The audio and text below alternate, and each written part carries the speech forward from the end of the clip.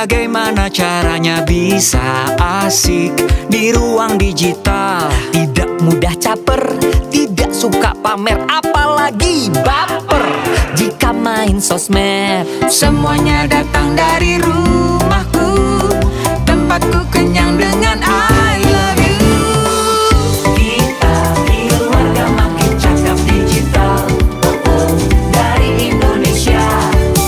Kita keluarga sangat super bahagia, dari Indonesia. Kita main bersama, belajar sama-sama di dunia nyata dan di dunia digital. Semakin mengerti, semakin hati-hati. Kita keluarga makin cakap digital.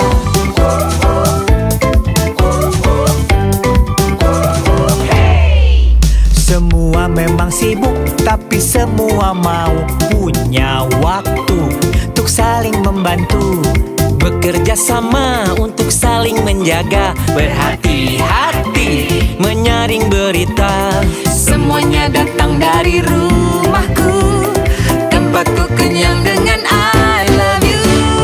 I love you. Kita keluarga makin cakap digital, dari Indonesia. Kita keluarga sangat super bahagia, dari Indonesia. We are very super happy family, dari Indonesia.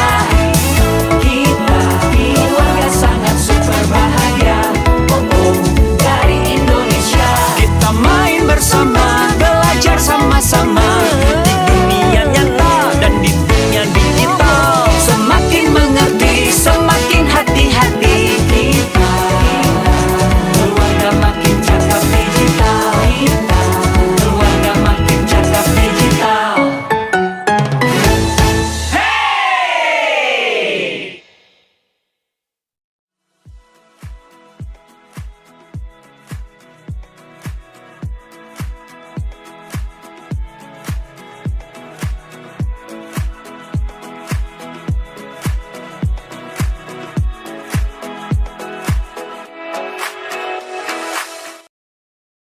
Assalamualaikum warahmatullahi wabarakatuh. Selamat pagi semuanya. Salam sejahtera bagi kita semua. Om Swastiastu, Namo Buddhaya, salam kebajikan. Selamat datang di acara Makin Cakap Digital 2023 di segmen pendidikan wilayah DKI Jakarta, Banten, dan sekitarnya dengan tema Etika Pelajar di Dunia Digital. Pada hari ini, hari Kamis 27 April 2023, sebelumnya perkenalkan, saya Hirza Zanuba sebagai moderator yang akan memandu acara kita pada hari ini. Makin Cakap Digital 2023 diselenggarakan oleh Kementerian Komunikasi dan Informatika Republik Indonesia dan Siberkreasi. Sebelum acara dimulai, mohon dapat memperhatikan hal-hal berikut. Yang pertama, menuliskan nama pada user ID Zoom-nya dengan format sebagai berikut.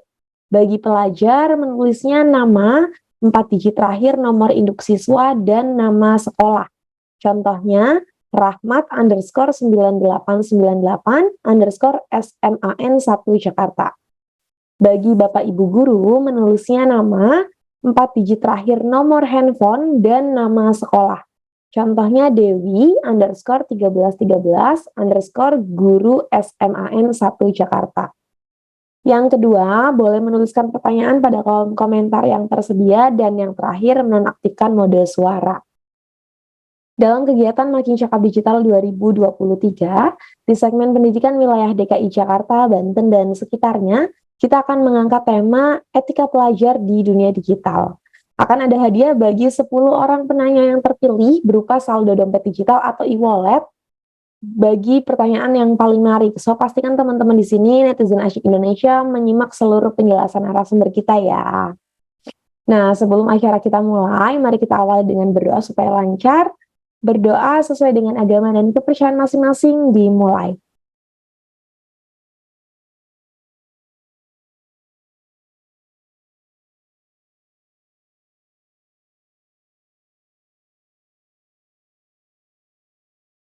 Berdoa selesai, mari bersama-sama kita menyanyikan lagu kebangsaan Indonesia, Indonesia Raya. Hadirin dipersilahkan dalam posisi sempurna.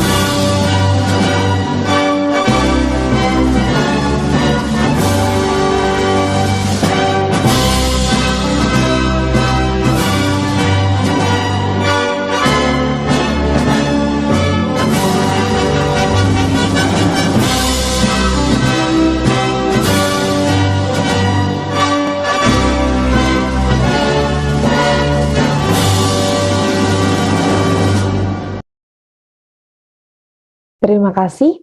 Berikutnya kami persilakan Bapak Joni G. Plate selaku Menteri Komunikasi dan Informatika Republik Indonesia untuk memberikan kata sambutan. Waktu dan tempat kami persilakan. Assalamualaikum warahmatullahi wabarakatuh. Shalom. Om Swastiastu, Namo Buddhaya, salam kebajikan, salam sehat, serta salam sejahtera bagi kita sekalian. Yang saya hormati Ibu, Bapak, tamu undangan, dan narasumber, para peserta program literasi digital nasional Indonesia Makin Cakap Digital. Situasi pandemi COVID-19 telah mendorong kita untuk terus beradaptasi dan bertransformasi dalam berbagai aktivitas kehidupan. Dampak pandemi COVID-19 makin memicu disrupsi pada berbagai sektor kehidupan yang sebelumnya dipicu oleh revolusi industri 4.0. Hal ini terlihat dari semakin majunya teknologi cloud computing, Internet of Things atau IoT, Artificial Intelligence, AI, Big Data Analytics, Advanced Robotics, hingga Virtual Reality, yang telah membawa perubahan di semua bidang kehidupan, termasuk dunia pendidikan. Pandemi telah mendorong inovasi dan digitalisasi sektor pendidikan melalui penggunaan perangkat teknologi digital dan internet selama pembelajaran jarak jauh atau PJJ diterapkan. Tren ini sejalan dengan prediksi pertumbuhan sektor EdTech secara global dengan compound annual growth rate atau CAGR sebesar 16,5% dari tahun 2022 ke tahun 2030 menurut Grandview Research tahun 2022. Di tingkat nasional, APJI mencatat bahwa selama pandemi COVID-19 seluruh responden menjalankan pembelajaran jarak jauh. Oleh karenanya, kualitas jaringan internet menjadi esensial bagi pelaksanaan PJJ. Selain memastikan ketersediaan akses internet di lokasi layanan pendidikan, Kementerian Komunikasi dan Informatika juga berupaya menyiapkan SDM bidang digital dalam menyambut pembelajaran secara daring atau dalam jaring. Di tingkat kemampuan digital dasar, Kementerian Komunikasi dan Informatika secara konsisten menjalankan program literasi digital nasional yang ditujukan bagi para siswa, para mahasiswa, hingga tenaga kependidikan. Kementerian Kominfo juga bekerja sama dengan kampus-kampus dalam menjalankan kuliah kerja nyata bertemakan literasi digital. Ibu, Bapak, hadirin sekalian, sejak dilaksanakan pada tahun 2017, Program literasi digital nasional telah menjangkau lebih dari 12,6 juta masyarakat. Pada tahun ini, tahun 2022, setidaknya akan diberikan pelatihan literasi digital kepada 5,5 juta masyarakat. Selain itu, Kementerian Komunikasi dan Informatika juga akan berfokus memberikan literasi digital pada kelompok pendidikan yang dimulai dari siswa kelas 5 sekolah dasar, siswa SMP, siswa SMA dan madrasah, mahasiswa, juga guru dan tenaga kependidikan. Para peserta akan diberikan pelatihan literasi digital berdasarkan pada 4 pilar, yaitu digital skills, digital culture, digital ethics, dan digital safety. Ibu bapak hadirin sekalian, program literasi digital nasional ini akan terus dilaksanakan untuk dapat menjangkau seluruh masyarakat Indonesia hingga ke berbagai pelosok negeri tanpa kecuali. Hal ini perlu dilakukan karena kita tidak boleh meninggalkan seorang pun untuk merasakan manfaat dari agenda transformasi digital nasional. Mari bersama-sama berpartisipasi aktif dalam berbagai kegiatan literasi digital menuju Indonesia terkoneksi, makin digital, makin maju. Terima kasih. Wassalamualaikum warahmatullahi wabarakatuh. Om Santi Santi Santi Om Namo Buddhaya.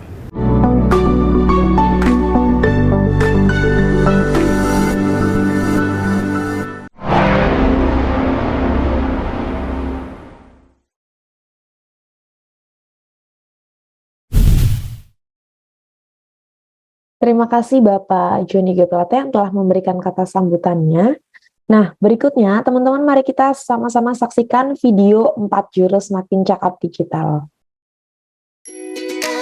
Kita tahu kalau tiap harinya di internet itu banyak masalah.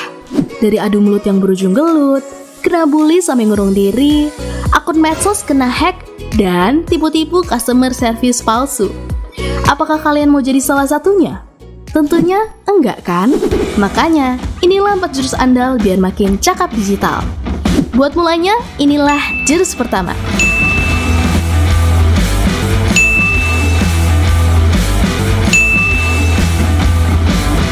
Kita mesti jaga etika biar netizen Indonesia nggak lagi dikenal paling nggak sopan se-Asia Tenggara. Bayangin etika di dunia maya itu sama pentingnya kayak dunia nyata. Lalu, biar internet makin tentram, tanpa perpecahan, inilah jurus kedua.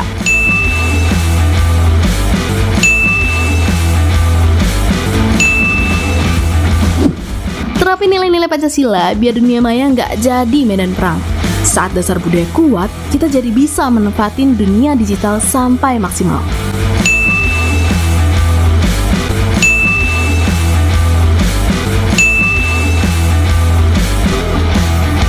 Makanya, di jurus ketiga ini, semakin kita jago, bahkan bisa cari ilmu dan cari uang. Dan saat kejahatan mengancam, kuasai jurus keempat biar tetap aman. Para penipu bakal takluk sama kita.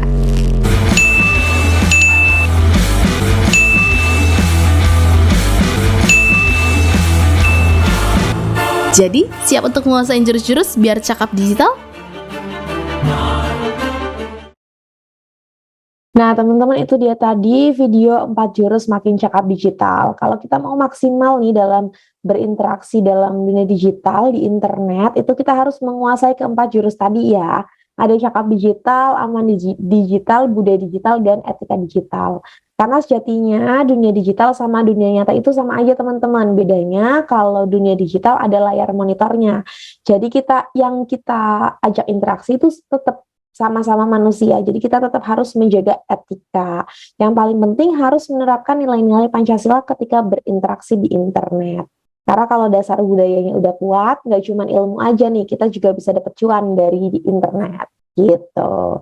Pada kesempatan ini, Makin Cakap Digital 2023 di segmen pendidikan wilayah DKI Jakarta, Banten, dan sekitarnya, kita akan membawakan topik etika pelajar di dunia digital. Untuk mengasah digital skills-nya, netizen asyik nih tentang pentingnya kecakapan digital dalam berinteraksi di internet. Oleh karena itu, pada sesi hari ini kita akan membahas secara lengkap dan menyeluruh dari 3 aspek, Yang pertama ada kecakapan digital, ada keamanan digital, dan budaya digital. Oke, selama kurang lebih 2 jam ke depan nih, kegiatan Makin Cakap Digital 2023 di segmen pendidikan wilayah DKI Jakarta, Banten, dan sekitarnya akan menghadirkan pembicara yang memang ahli di bidangnya masing-masing. Pembicara akan berbagi ilmu dan juga informasi tentang literasi digital. Kalau gitu saya akan memperkenalkan pembicara kita hari ini. Yang pertama kita punya Ibu Dr. Lestari Nurhajati MSI. Beliau merupakan Wakil Rektor 4 Institut Komunikasi dan Bisnis LSPR dan juga anggota JAPELIDI. Yang kedua kita punya Ibu Cut Mutia Carolina, beliau merupakan dosen Universitas Al-Azhar Indonesia dan juga anggota JAPELIDI. Dan yang terakhir kita punya Bapak Eko Prasetyo Nugroho, beliau merupakan anggota HIPMI Jaya BPC Jakarta Selatan. Wah, keren-keren semua ya narasumber hari ini. Pastikan teman-teman netizen asyik yang nonton wajib menyimak penjelasan mereka. Nanti akan ada hadiah bagi 10 orang dengan pertanyaan paling menarik. So, pastikan kalau punya pertanyaan, boleh ditulis pertanyaannya di kolom komentar yang tersedia ya teman-teman ya. Oke, kalau gitu, tanpa berlama-lama lagi, narasumber kita yang pertama juga sudah hadir bersama kita hari ini, yang akan membagikan paparannya. Langsung saja kita sambut Ibu Lestari Nurhajati. Halo Ibu Lestari, apa kabar? Halo Kak Zaza, Alhamdulillah kabarnya agak sedikit serak nih, agak batuk ya, tapi ya nggak apa-apa, kita akan bisa diskusi nanti hari ini. Kak Zaza gimana kabarnya? Alhamdulillah baik juga Ibu. Ibu Lestari lagi serak-serak basah nih, berarti suaranya lebih enak ya Bu ya.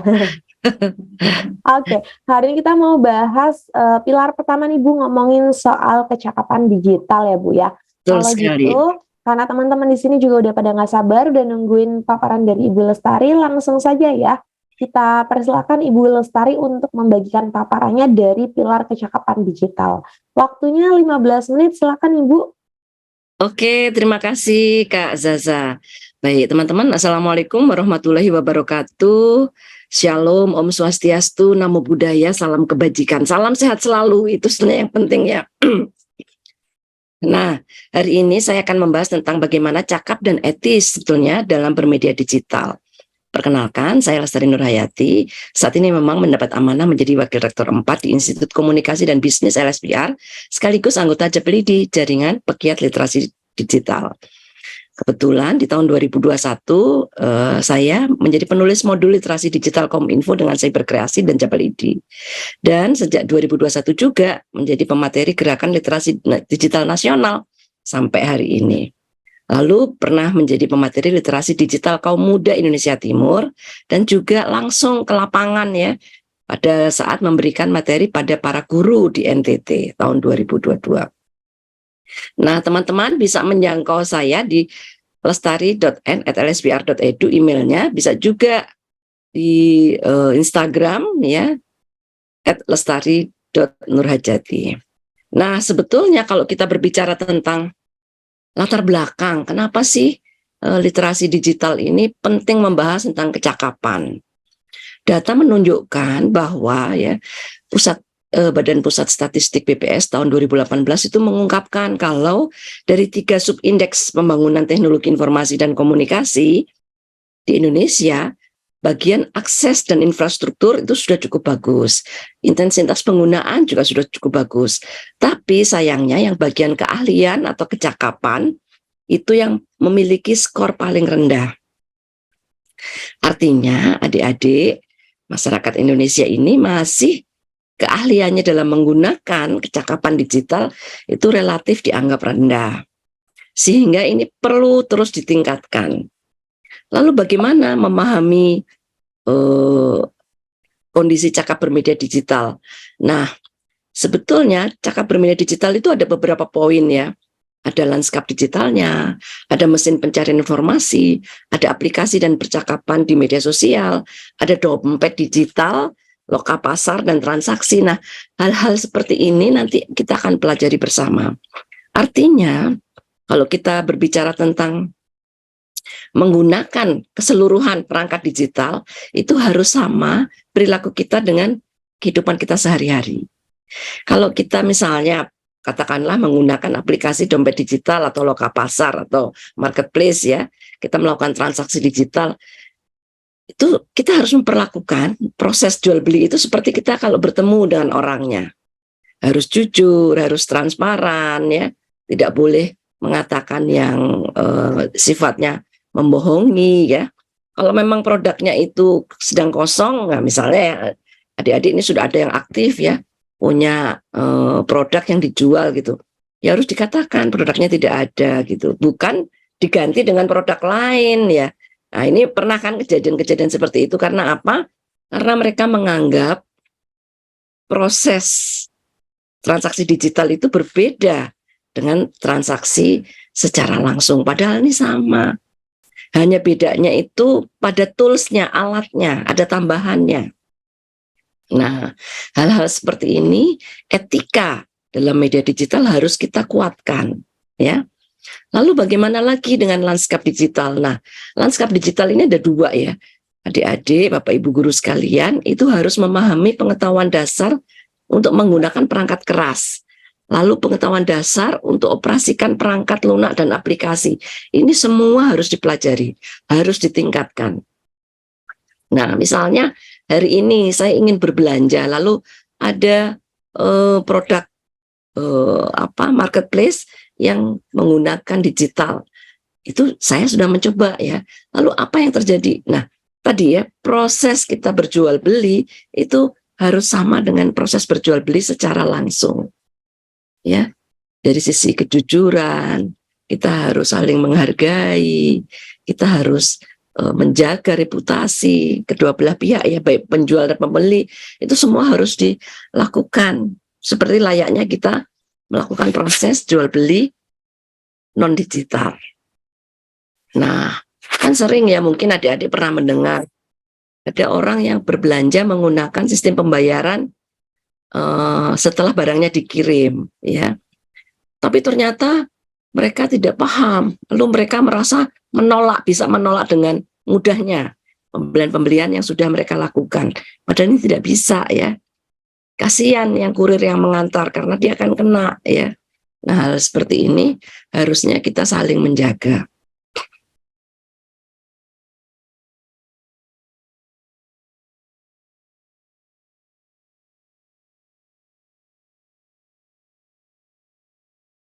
Kan satu jenis mesin pencarian, padahal banyak jenisnya. Ibu Lestari, Ya. sepertinya suaranya tadi sempat terputus agak lama. Mungkin videonya boleh dimatikan dulu ya? Oke, siap. Saya matikan dulu ya. Baik, sebentar. Sorry. Saya tutup dulu. Boleh. Ya, ini kepotong karena suara saya sudah makin juga menghilang mungkin. Coba kita tutup dulu. Atau mungkin boleh langsung dilanjutkan aja Bu. Oke, tutup dulu boleh. Ya, saya tutup dulu ya kamera saya. Oke, nah yang selanjutnya yang kita akan diskusikan itu adalah bagaimana sebetulnya lanskap digital ini tadi yang terutama penggunaan mesin pencarian bisa kita maksimalkan untuk apa? Untuk informasi akademik, menggunakan kata kunci yang efektif, untuk kita menghindari gangguan informasi, dan juga kita bisa belajar fitur cek fakta. Nah, selama ini memang adik-adik biasanya Bapak Ibu guru itu hanya mengenal Mbah Google gitu ya istilahnya. Yang dikenal cuman Google aja, padahal mesin pencari itu banyak jenisnya. Ada yang dikeluarkan oleh Microsoft disebutnya Bing. Ada ya dari yahoo.com. Ada dari Baidu. Nah, kalau Baidu ini dari negara Cina. Ada yang dari Yandex ini dari negara Rusia. Ada juga DuckDuckGo. Nah, DuckDuckGo ini dari Amerika, tapi mereka berbeda sedikit. Nah, ini semua kalau bisa dicoba ya, supaya apa? Kita terbiasa menggunakan mesin pencari yang beragam. Tidak satu mesin pencari aja. Nah, setelah kita sudah tahu mesin pencari, semua mesin pencari itu pasti memiliki apa yang disebut dengan filter. Filter dalam mesin pencari itu ada. Apakah yang dibutuhkan hanya image atau gambar saja, ataukah news berita, ataukah buku atau book ya, atau video dan lainnya. Itu masing-masing bisa dimaksimalkan untuk kepentingan tadi. Adik-adik belajar, mencari informasi, dan para Bapak Ibu guru juga mendapatkan informasi secara tepat.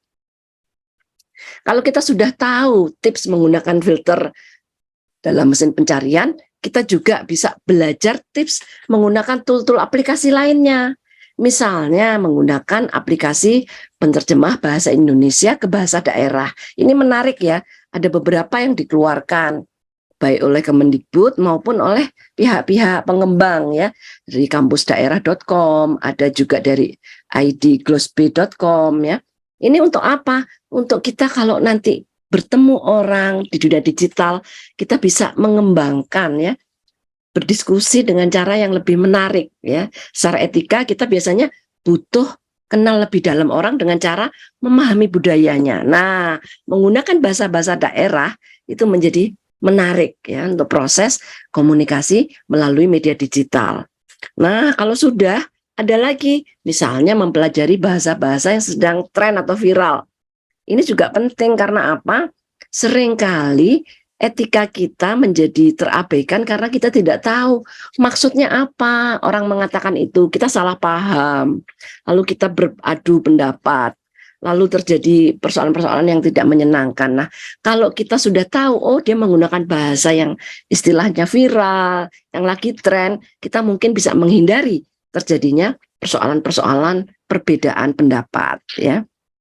Ya, istilah-istilah ghosting ya, menghilang ya, di ghosting. Nah, itu banyak ya, belanja terus tiba-tiba di ghosting, maunya belanja tapi membelinya kabur. Nah, itu juga kita nggak boleh ya melakukan itu. Ada lagi istilah bucin, nah apa itu, budak cinta dan sebagainya. Banyak sekali istilah-istilah yang sekarang viral di media sosial yang sebetulnya itu memudahkan kita untuk berinteraksi ya. Tapi kalau kita tidak paham, nanti jadi salah paham. Kita etikanya menjadi tidak tersampaikan ya, malah terjadi perbedaan pendapat. Nah, aplikasi percakapan dan media sosial ini juga perlu kita pelajari karena masing-masing aplikasi itu memiliki aturan yang berbeda.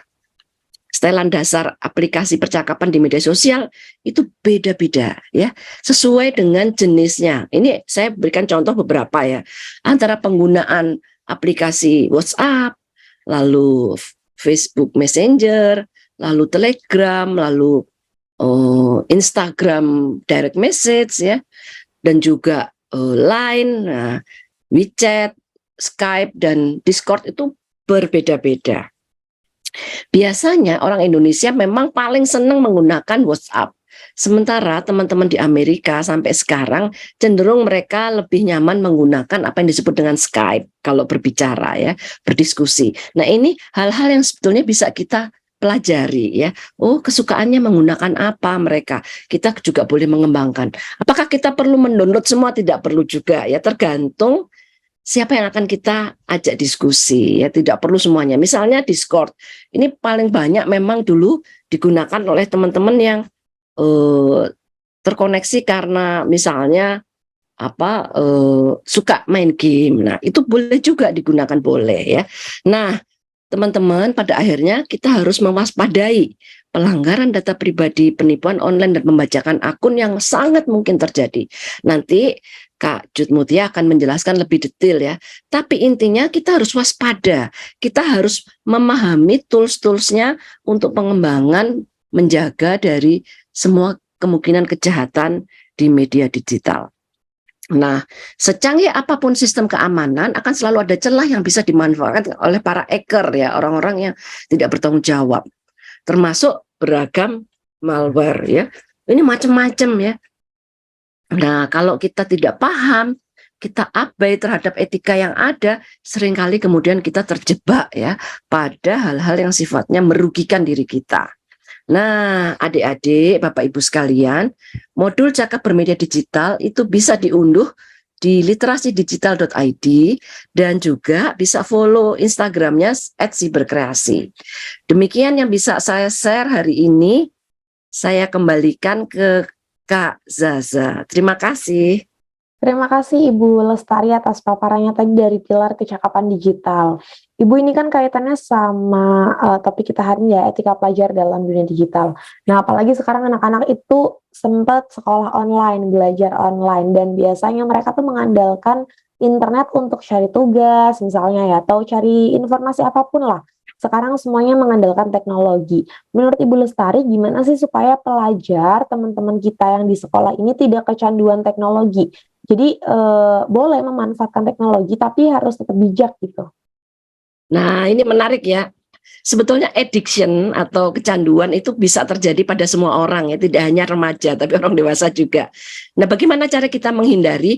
Kita menggunakan seperlunya. Nah, pada hal-hal tertentu, misalnya ini yang paling saya sering amati nih Mbak Zaza, kalau lagi makan ya, terus adik-adik ini, anak-anak muda ini berkumpul sambil makan, semuanya pegang HP, terus nggak ngobrol. Nah, ini kan jadi menyedihkan. Nah, itu tanda-tanda ada addiction ya, ada kecanduan. Betulnya kalau ketemu dengan teman-teman di dunia nyata ya, HP-nya ditaruh dulu gitu, supaya apa? Terjadi komunikasi yang real. Nah, kecanduan ini biasanya diawali dengan tadi ya, pokoknya semua itu harus melalui media digital. Padahal dalam banyak hal kita bisa menggunakan tools-tools yang non-digital ya, bermain itu kan non-digital banyak ya. Tapi tadi kita perlu memahami dan menyadari kalau yang namanya kecanduan biasanya harus membutuhkan ahli ya untuk menghindarkan diri dari proses yang berlarut-larut. Jadi biasanya teman-teman di psikolog, psikiater itu mau membantu apabila ada kasus-kasus kecanduan perangkat digital. Tapi saya rasa kasus kecanduan perangkat digital ini tidak banyak sebetulnya ya. Oke, mungkin kalau yang parah banget belum banyak ya Bu. Nah, betul. Tapi yang sudah mulai menunjukkan gejala itu yang banyak. Betul. Jadi dari diri kita sendiri ada kesadaran ya, kalau memang lagi ngumpul sama teman-teman ya disimpan dulu handphonenya, kecuali ada penting, ada telepon penting, baru ya kita boleh jawab gitu. Jadi kita harus enjoy the moment. Iya, betul. Oke, thank you Ibu Lestari atas paparannya tadi dari pilar kecakapan digital. Jangan kemana-mana, nanti kita ketemu lagi di sesi Q&A. Oke, teman-teman, itu dia tadi paparan dari Ibu Lestari dari pilar kecakapan digital. Sebelum lanjut ke narasumber berikutnya, aku mau remind dulu ya untuk netizen asyik Indonesia, jangan lupa untuk mengisi link daftar hadir ya, supaya kalian dapat sertifikat elektronik. Salah satu syaratnya mengisi link daftar hadir atau absensi. Pastikan teman-teman di sini sudah melakukan pendaftaran atau registrasi secara online pada link s.id/litik Jakarta Banten 045 dan mengisi link daftar hadir yang dapat diakses di s.id/litik Jakarta Banten 045 absen. Nanti sertifikat elektroniknya akan dikirimkan ke email masing-masing setelah acara ini selesai. Linknya boleh dicek ya di chat yang ada di Zoom ya, ada di sana, tinggal diklik aja. Oke, kita lanjut ke narasumber yang kedua. Beliau juga sudah hadir bersama kita hari ini. Langsung saja kita sambut Ibu Cut Mutia Carolina. Halo Ibu Mutia, apa kabar? Halo, selamat pagi semua. Kabar baik, alhamdulillah. Alhamdulillah. Hari ini kita mau bahas soal keamanan digital nih Bu, sama Ibu Mutia. Kalau gitu karena teman-teman di sini juga udah nggak sabar ya, kita langsung saja ya. Persilakan Ibu Mutia untuk membagikan paparannya dari pilar keamanan digital. Disimak baik-baik ya teman-teman ya. Waktunya 15 menit, silakan Ibu. Baik, terima kasih banyak Mbak Zaza. Selamat pagi menjelang siang semua. Senang sekali setelah libur panjang hari ini kita sama-sama berkumpul di Zoom meeting hari ini untuk belajar mengenai literasi digital. Baik, saya izin share screen dulu.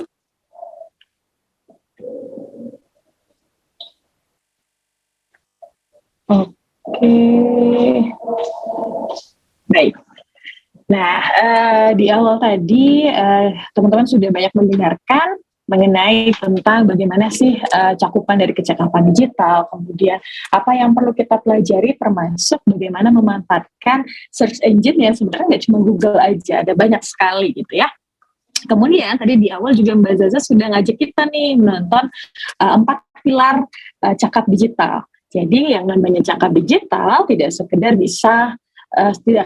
sampai bisa menggunakan teknologinya, tapi juga paham mengenai hal-hal yang berkaitan dengan keamanannya. Maka pada hari ini saya akan sedikit bercerita tentang apa sih keamanan digital itu, kemudian apa sih yang perlu kita lakukan, apa yang berbahaya, apa yang perlu diwaspadai terkait dengan pemanfaatan teknologi digital berkaitan dengan keamanannya. Baik, sebelum ke materi, izinkan saya memperkenalkan diri. Nama saya Cutmutia Carolina M. Iko. Saya merupakan dosen program studi ilmu komunikasi Universitas Al-Azhar Indonesia. Dan saya sama dengan Mbak Lestari, kami sama-sama bergabung di jaringan pegiat literasi digital dan sudah bergabung di program Makin Cakap Digital 2021 sampai dengan sekarang. Bapak Ibu serta teman-teman sekalian, karena waktu kita sangat terbatas, kalau ngomongin literasi digital ini luas sekali dan dalam sekali. Nanti kalau ada yang tidak terbahas kemudian mau didiskusikan, saya sangat terbuka, boleh kontak melalui kontak pribadi saya, boleh email, boleh di Instagram, atau boleh melalui LinkedIn saya. Jadi boleh dicatat dan nanti boleh dikontak pada kontak-kontak berikut. Baik, langsung saja. Ngomong-ngomong tentang keamanan digital ya, sebenarnya ini bukan sekedar sesuatu yang ide saja gitu ya. Kayaknya aman digital penting nih dibahas, nggak sekedar itu saja. Ada banyak hal yang melatar belakangi kenapa memahami tentang keamanan digital ini menjadi sesuatu yang penting. Oke, di sini sudah ditulis ada 5 poin. Yang pertama berkaitan dengan perkembangan dan pertumbuhan pemanfaatan teknologi yang sangat masif. Nah, kita sama-sama menyadari kayaknya dari tahun ke tahun teknologi digital itu makin canggih aja dan makin dimanfaatkan oleh banyak orang saja.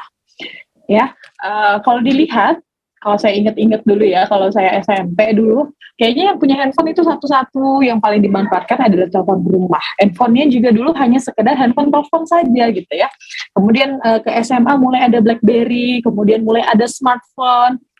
Kemudian sekarang bahkan kayaknya banyak hal yang perlu kita gunakan smartphone untuk menjalani kehidupan sehari-hari.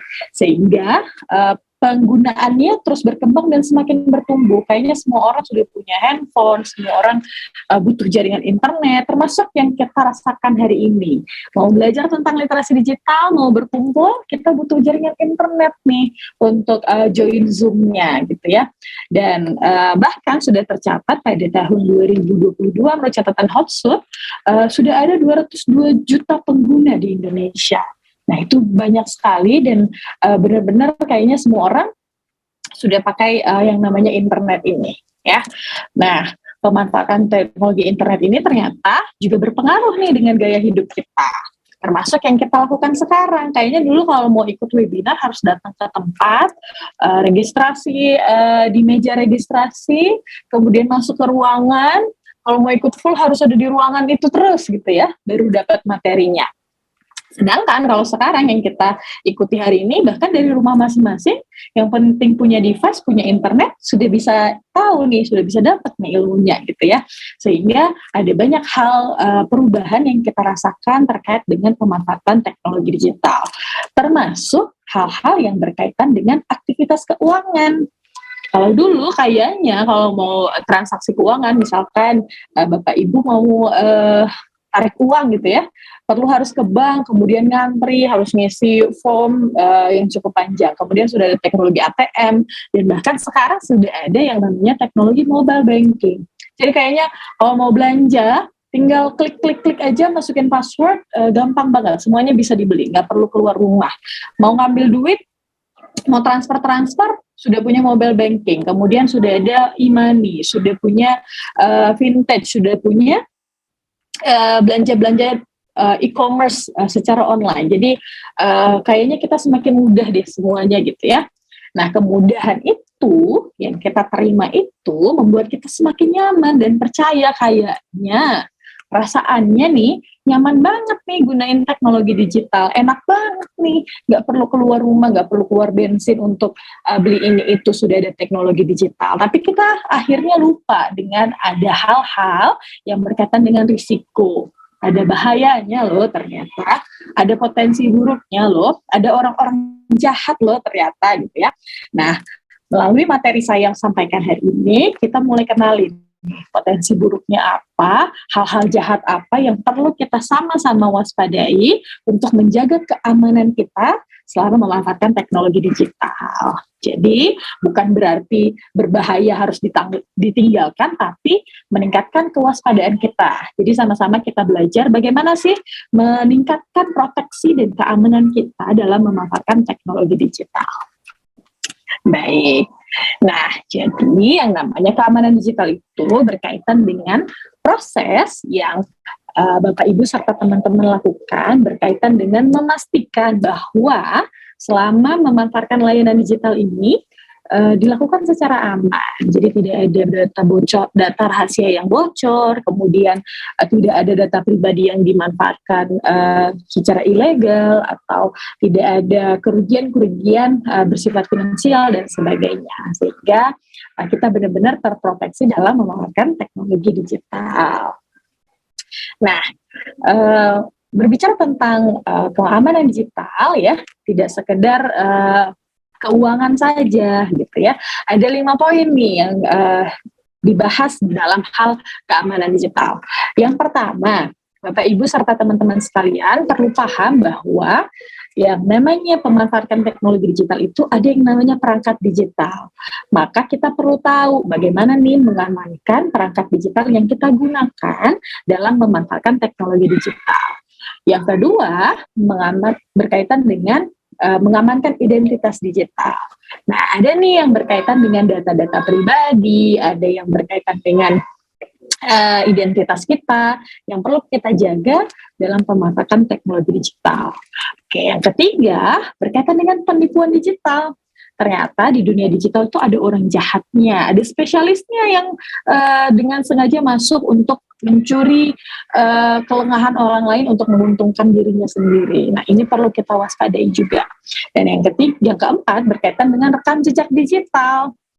Nah, ini juga kita perlu pahami bahwa walaupun digital itu dunianya maya, kemudian kita tidak bertemu orang lain, kemudian kayaknya cuma sekedar komunikasi via layar gitu ya, apapun yang kita lakukan di dunia digital itu tercatat rekamannya. Maka jangan sampai nih kita terjebak dengan perasaannya kayaknya nggak akan ketemu, nggak akan tahu deh saya siapa, akun saya anonim, kemudian melakukan hate speech dan sebagainya.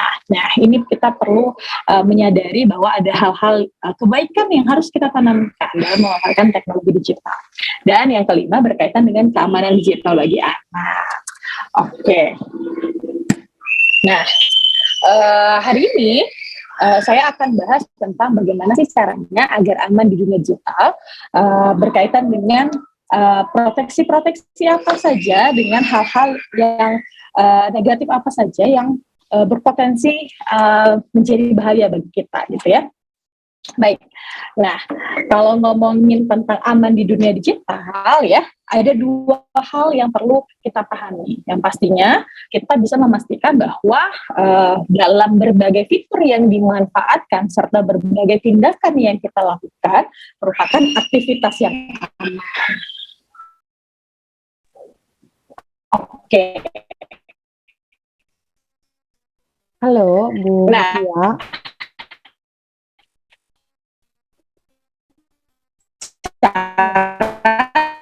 Oke, sepertinya terputus ya suaranya. Halo, Ibu Mutia. Pertama kita pahami dulu bahwa ada ya. Suaranya saya terdengar. putus-putus ya, Bu. Saya jelas sih di Mbak Zaza.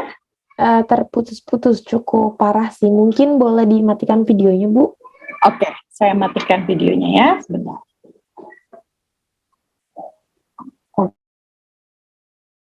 Udah lebih baik? Sudah. Oke, saya nggak usah pakai kamera dulu kalau gitu ya. Baik, jadi kemudian apa yang harus kita lakukan berkaitan dengan proteksi perangkat kita? Yang pertama yang harus kita pahami bahwa ada hal yang bisa kita lakukan dengan melindungi perangkat software dan hardware. Nah, yang namanya teknologi digital itu ada 2 nih, ada yang namanya softwarenya, ada yang namanya hardwarenya.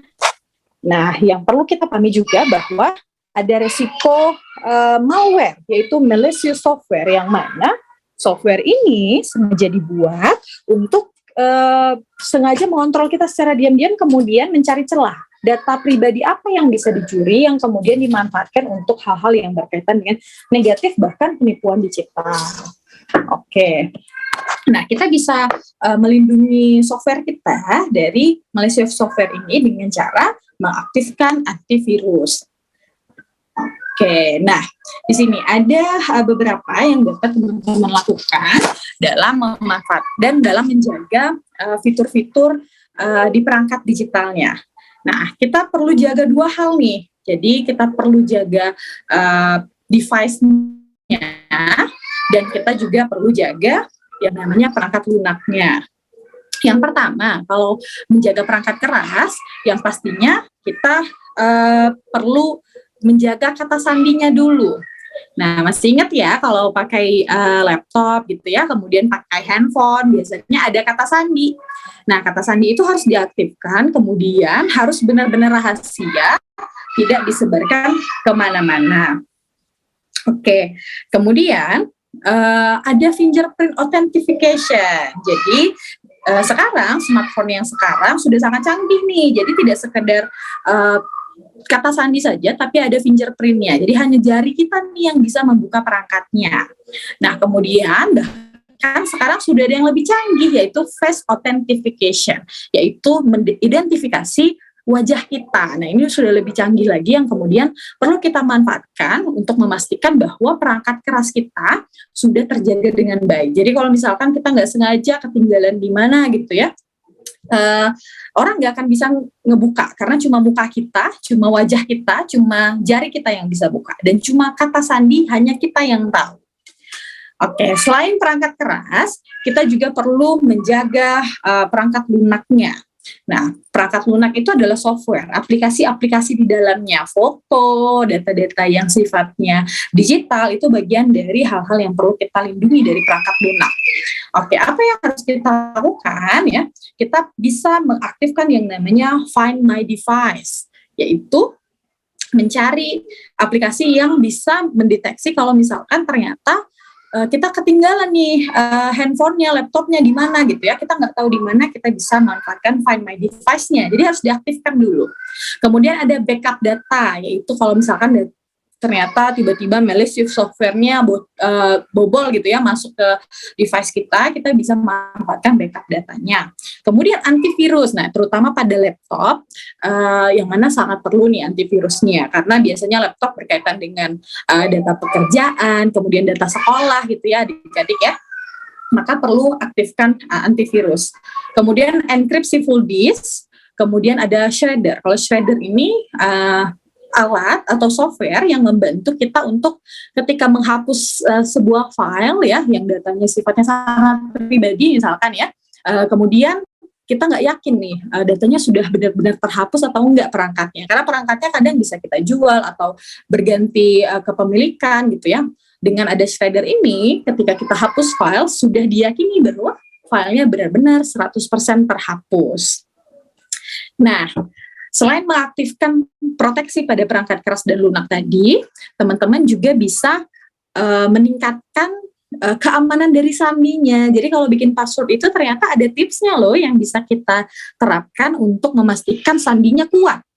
Oke, di sini ada 3 tips yang bisa Bapak Ibu dan teman-teman terapkan. Yang pertama, pastikan bahwa password itu benar-benar rahasia, hanya diri kita sendiri yang tahu. Kemudian tidak tersebar kemana-mana. Kemudian kalau mau input password ya, kalau boleh ditutup-tutup juga nggak apa-apa layarnya. Jadi jangan dijadikan password itu menjadi konsumsi publik. Dan juga penting untuk mengganti secara rutin. Jadi boleh nih secara berkala, misalkan 2 minggu sekali, sebulan sekali passwordnya saya ganti. Tidak harus ganti semuanya, boleh ganti huruf tengahnya, angka tengahnya, tambahkan angka, tambahkan simbol dan sebagainya untuk memastikan bahwa password kita tuh terupdate terus dan baru terus gitu ya, sehingga kalau misalkan kemarin nggak sengaja bocor gitu, karena kita update ya, orang itu tidak akan terus-menerus bisa mendeteksi akun atau device kita, begitu. Nah, selain itu berkaitan dengan password, Bapak Ibu serta adik-adik bisa terapkan. Yang pertama, jangan pakai hal-hal yang bisa ditebak orang lain, misalkan alamat rumah atau ulang tahun atau nama lengkap gitu ya. Jadi pakai sesuatu yang kayaknya orang nggak kepikiran dan nggak banyak tahu soal saya mengenai password itu. Kemudian nanti boleh dimodif, ada huruf kapitalnya, ada huruf kecilnya, ada angkanya gitu ya. Jadi silakan dimodifikasi saja, tidak sekedar huruf semua gitu enggak ya. Jadi bikin password yang strong, dan biasanya kalau bikin password itu ada datanya nih, ada penjelasannya bahwa passwordnya kuat gitu ya. Maka maksimalkan password yang dibuat benar-benar password yang kuat. Oke. Nah, jadi kalau kita bisa menerapkan tadi nih berkaitan dengan keamanan perangkat, maka kita juga bisa melindungi data pribadi kita. Kenapa? Karena salah satu jalan bocornya data pribadi itu karena perangkatnya tidak dijaga dengan aman. Jadi proteksinya kurang kuat. Jadi kalau tadi kita udah terapkan nih yang tips-tips yang saya sampaikan, insya Allah satu langkah kita sudah memaksimalkan bahwa perangkat yang kita manfaatkan benar-benar sudah kita jaga dengan baik sehingga data pribadi di dalamnya bisa terjaga dengan baik juga. Oke. Nah, ngomong-ngomong data pribadi, tadi saya sudah mention data pribadi beberapa kali gitu ya. Ada apa saja sih data pribadi itu? Data pribadi itu ada banyak sekali. Kemudian di sini ada beberapa list data pribadi yang sering dan sangat dekat dengan kita. Yang pertama dengan data KTP. Kita seringkali punya foto KTP gitu ya. Nah, sebaiknya foto KTP ini jangan sembarangan di-share kemana-mana. Nah, tips dari saya, kalau memang ada kebutuhan foto KTP digital, Bapak Ibu dan ini terutama Bapak Ibu dan adik-adik SMA yang sudah punya KTP ya, kalau mau di-share, boleh diedit dulu, jadi foto, kemudian diedit, di aplikasi edit ada banyak sekali gitu ya, nanti dimasukkan teksnya dulu, misalkan KTP ini mau digunakan untuk apa? Foto KTP ini digunakan untuk mendaftarkan program X misalkan ya. Kemudian tempelkan saja tulisan itu di atas foto KTP-nya. Jadi nggak ada masalah nih kalau misalkan KTP-nya tidak pure gambar KTP gitu. Nah, selain itu kalau share data KTP harus pastikan dulu benar nggak ya dia butuh KTP, kok bisa, dan itu harus menjadi pertanyaan-pertanyaan. Emang benar kok bisa sih program ini harus punya KTP, harus foto KTP, dan itu kita harus lebih kritis gitu ya. Kemudian kedua adalah data ijazah. Nah, di ijazah itu ada kode-kode yang mana bisa membuka identitas kita secara detail. Nah, ini juga perlu diperhatikan termasuk pada euforia. Misalkan kita lulus, kemudian dapat ijazah, senang, kemudian ijazahnya difoto, itu harus sangat berhati-hati karena ini bagian data pribadi kita. Oke, yang ketiga yaitu data anak. Nah, ini mungkin lebih ke Bapak Ibu guru ya. Berkaitan dengan data anak, jangan sembarangan di-share dan tidak perlu dijadikan konten. Kemudian identitas lengkap vaksin. Nah, termasuk pada vaksin COVID kemarin, ini salah satu tren dan euforia saya lihat. Senang banget sudah kontribusi vaksin booster, sudah melindungi diri untuk terjaga dari pandemi gitu ya. Kemudian kartu vaksinnya difoto, padahal di bawah itu ada password, ada identitas ID yang nomornya itu sangat rahasia dan hanya milik kita pribadi. Itu jangan dan tidak boleh dijadikan konten. Oke, kemudian foto lengkap kartu kredit, karena ada beberapa transaksi kartu kredit bisa dilakukan tanpa perlu menggeserkan kartunya, tapi perlu hanya nomor-nomor di dalam kartu saja. Maka lindungi kartu kredit Bapak Ibu, jangan sampai tersebar fotonya gitu ya. Kemudian foto lengkap kartu keluarga juga rahasia, data kesehatan juga rahasia, kemudian data biometrik kayak tadi fingerprint, kemudian face authentication, jangan sembarangan diserahkan kepada orang lain. Nah, ini yang perlu kita kenali berbicara tentang keamanan anak di dunia digital. Ada 4 risiko nih yang bisa terjadi dan perlu Bapak Ibu pahami dalam pendampingan anak-anak. Yang pertama itu content risk. Jadi anak-anak kita ini cukup beresiko dalam paparan konten yang tidak pantas dan tidak diinginkan. Oke, kemudian contact risk. Dan dalam pemanfaatan teknologi digital, anak-anak kita juga berpotensi nih dalam resiko berinteraksi dengan orang dewasa yang tidak dikenal namun sangat berbahaya. Oke, kemudian conduct risk, di mana ada perilaku-perilaku negatif atau merugikan anak dalam dunia digital. Dan yang keempat itu consumer risk, di mana anak menyetujui kontrak-kontrak dan syarat ketentuan yang sebenarnya dia tidak paham. Terutama misalkan bikin akun, kemudian biasanya ada syarat ketentuan yang panjang sekali yang kemudian tidak dibaca, diklik, di like, di oke-kan saja, disetujui, kemudian ternyata ada hal-hal yang sifatnya merugikan karena tidak dipahami, akhirnya ruginya kemana-mana. Nah, karena ada 4 risiko ini, maka pemanfaatan teknologi digital pada anak tidak boleh kita lepaskan begitu saja, Bapak Ibu. Perlu didampingi oleh orang tua dan juga Bapak Ibu guru di sekolah, terutama pada anak-anak di bawah 12 tahun. Memang sekarang kayaknya kalau belajar punya teknologi digital gitu ya, punya handphone, punya smartphone kayaknya mudah banget. Tapi gimana nih kalau anak kita harus punya handphone gitu ya. Nah, maka jangan berikan sepenuhnya, perlu didampingi dan bisa mengaktifkan email yang langsung berkesinambung dengan akunnya orang tua yang merupakan akun pendeteksi gitu ya. Jadi benar-benar dipantau oleh orang tua. Oke, nah ngomong-ngomong tentang keamanan digital, ini sebuah fenomena yang cukup merugikan karena memang salah satu dampak negatif dari ketidakamanan atau bobolnya keamanan digital itu adalah penipuan digital. Nah, kita bisa lihat di sini catatan menurut Kominfo pada tahun 2023 ini, di akhir 2022 kemarin, sudah ada 1.730 kasus penipuan online, di mana kerugiannya berkaitan dengan keuangan sampai dengan ratusan triliun.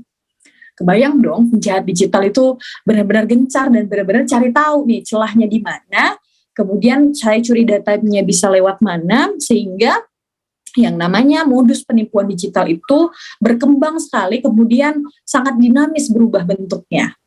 Oke, saya akan kenalkan beberapa kasus penipuan digital yang sering terjadi dan menjadi modus yang baru sekarang gitu ya. Oke, bentuk-bentuknya itu mulai dari phishing, kemudian farming, kemudian scam, kemudian account takeover. Jadi ada yang sengaja kirim link, kemudian jebakan, kemudian nanti diklik, ternyata sekali kita klik, handphone kita benar-benar diretas sama dia. Dia bisa mengakses semua yang ada di software kita. Atau farming, sama juga, dia sengaja mengajak kita nih, kamu menangkan hadiah, klik link ini, kemudian kita klik, ternyata handphone kita diretas. Kemudian juga ada scam yang suka nelfon tuh, ngakunya siapa, minta duit, minta transfer, nah itu juga bagian dari scam. Kemudian ada account takeover, yang mana memang akun kita sudah diambil oleh orang lain karena ada kebocoran dari login, atau PIN, atau OTP, dan password kita. Nah, ini bentuk-bentuk penipuan online yang perlu kita waspadai. Nah, kalau zaman sekarang yang baru-baru ini ada apa saja nih kasus yang marak? Nah, yang perlu kita waspadai adalah WhatsApp dari orang yang tidak dikenal, tiba-tiba kirim ada file yang belakangnya .apk gitu ya. Kemudian ngakunya tilang, ngakunya rekrutmen dan sebagainya. Jangan diklik, jangan di-download. Jadi biarin aja tuh aplikasinya, nggak usah dibuka, kalau bisa langsung dihapus, langsung diblok. Oke, kemudian yang perlu kita waspadai adalah kontak-kontak dari nomor-nomor yang depannya itu bukan +62. Misalkan ada telepon dari +91, nah itu juga bagian dari kewaspadaan kita berkaitan dengan penipuan digital. Kemudian ada link-link ya, ada link rekrutmen, link grup WhatsApp dan sebagainya, jangan pernah diklik, terutama pada orang yang tidak kita kenal siapa yang kontak. Oke, nah ini beberapa contoh kasus mulai dari lowongan kerja, kemudian ngasih tahu ada paket, ngasih tahu ada undangan pernikahan. Nah ini juga jangan diklik, terutama pada yang belakangnya ada .apk, itu pasti sudah dipastikan itu bagian dari modus penipuan online. Oke, selain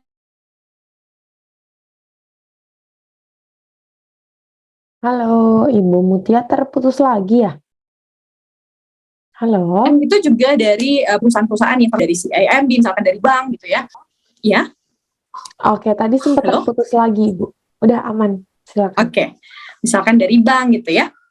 Nah, itu juga perlu kita waspadai. Biasanya kalau akun official itu ada centang birunya di WhatsApp-nya gitu ya. Oke, jadi yang menjadi poin dari menjaga keamanan digital kita adalah ketelitian kita. Bagaimana kita memastikan bahwa kita nggak sembarangan klik di dunia digital, kemudian kita pastikan bahwa aktivitas kita itu benar-benar aman, tidak sembarangan share ke orang lain. Nah, ini salah satu fenomena yang marak juga, lagi heboh juga pada bulan Ramadan kemarin, di mana orang bikin akun kris yang kemudian ternyata akun bodong. Jadi kalaupun kita mau memanfaatkan kris gitu ya, kita harus pastikan benar nggak ya tujuan kita.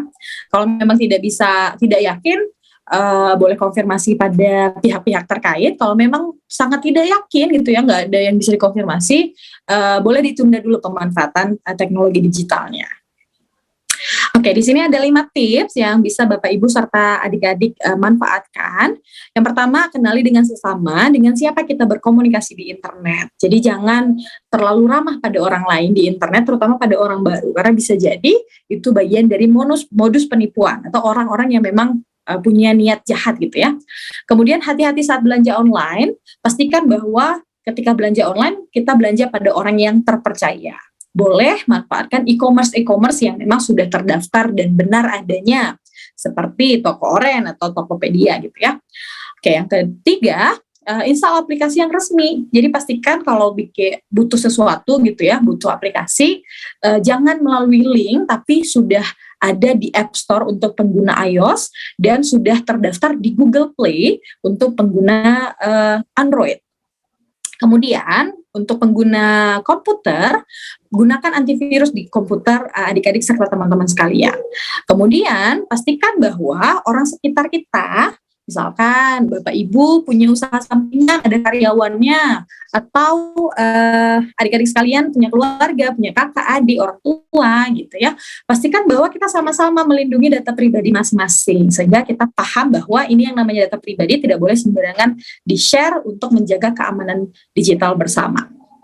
Nah, di sini ada 4 tips berkaitan dengan memanfaatkan pembayaran teknologi QR. Ini berkaitan dengan kasus yang lagi rame kemarin gitu ya. 1, pastikan bahwa kalau kita scan gitu ya, yang keluar itu namanya nama lembaga yang resmi. Kemudian kita harus teliti dulu. Kadang-kadang dia sengaja nih, kayak kemarin modusnya kan dia pakai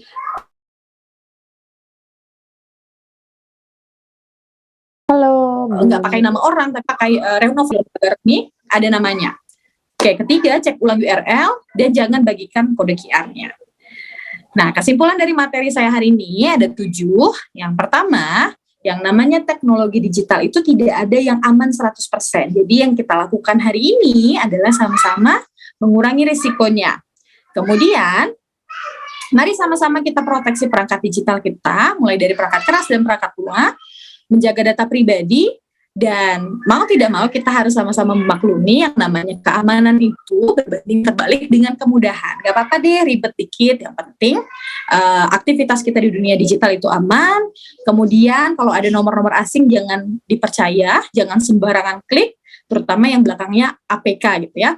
Pastikan kita teliti dan memanfaatkan teknologi dengan nyaman dan aman bisa meningkatkan pemanfaatan kita dalam dunia digital. Untuk lebih lengkap, boleh mengunjungi literasidigital.id, kemudian unduh modul aman bermedia digital, dan follow Instagram @siberkreasi.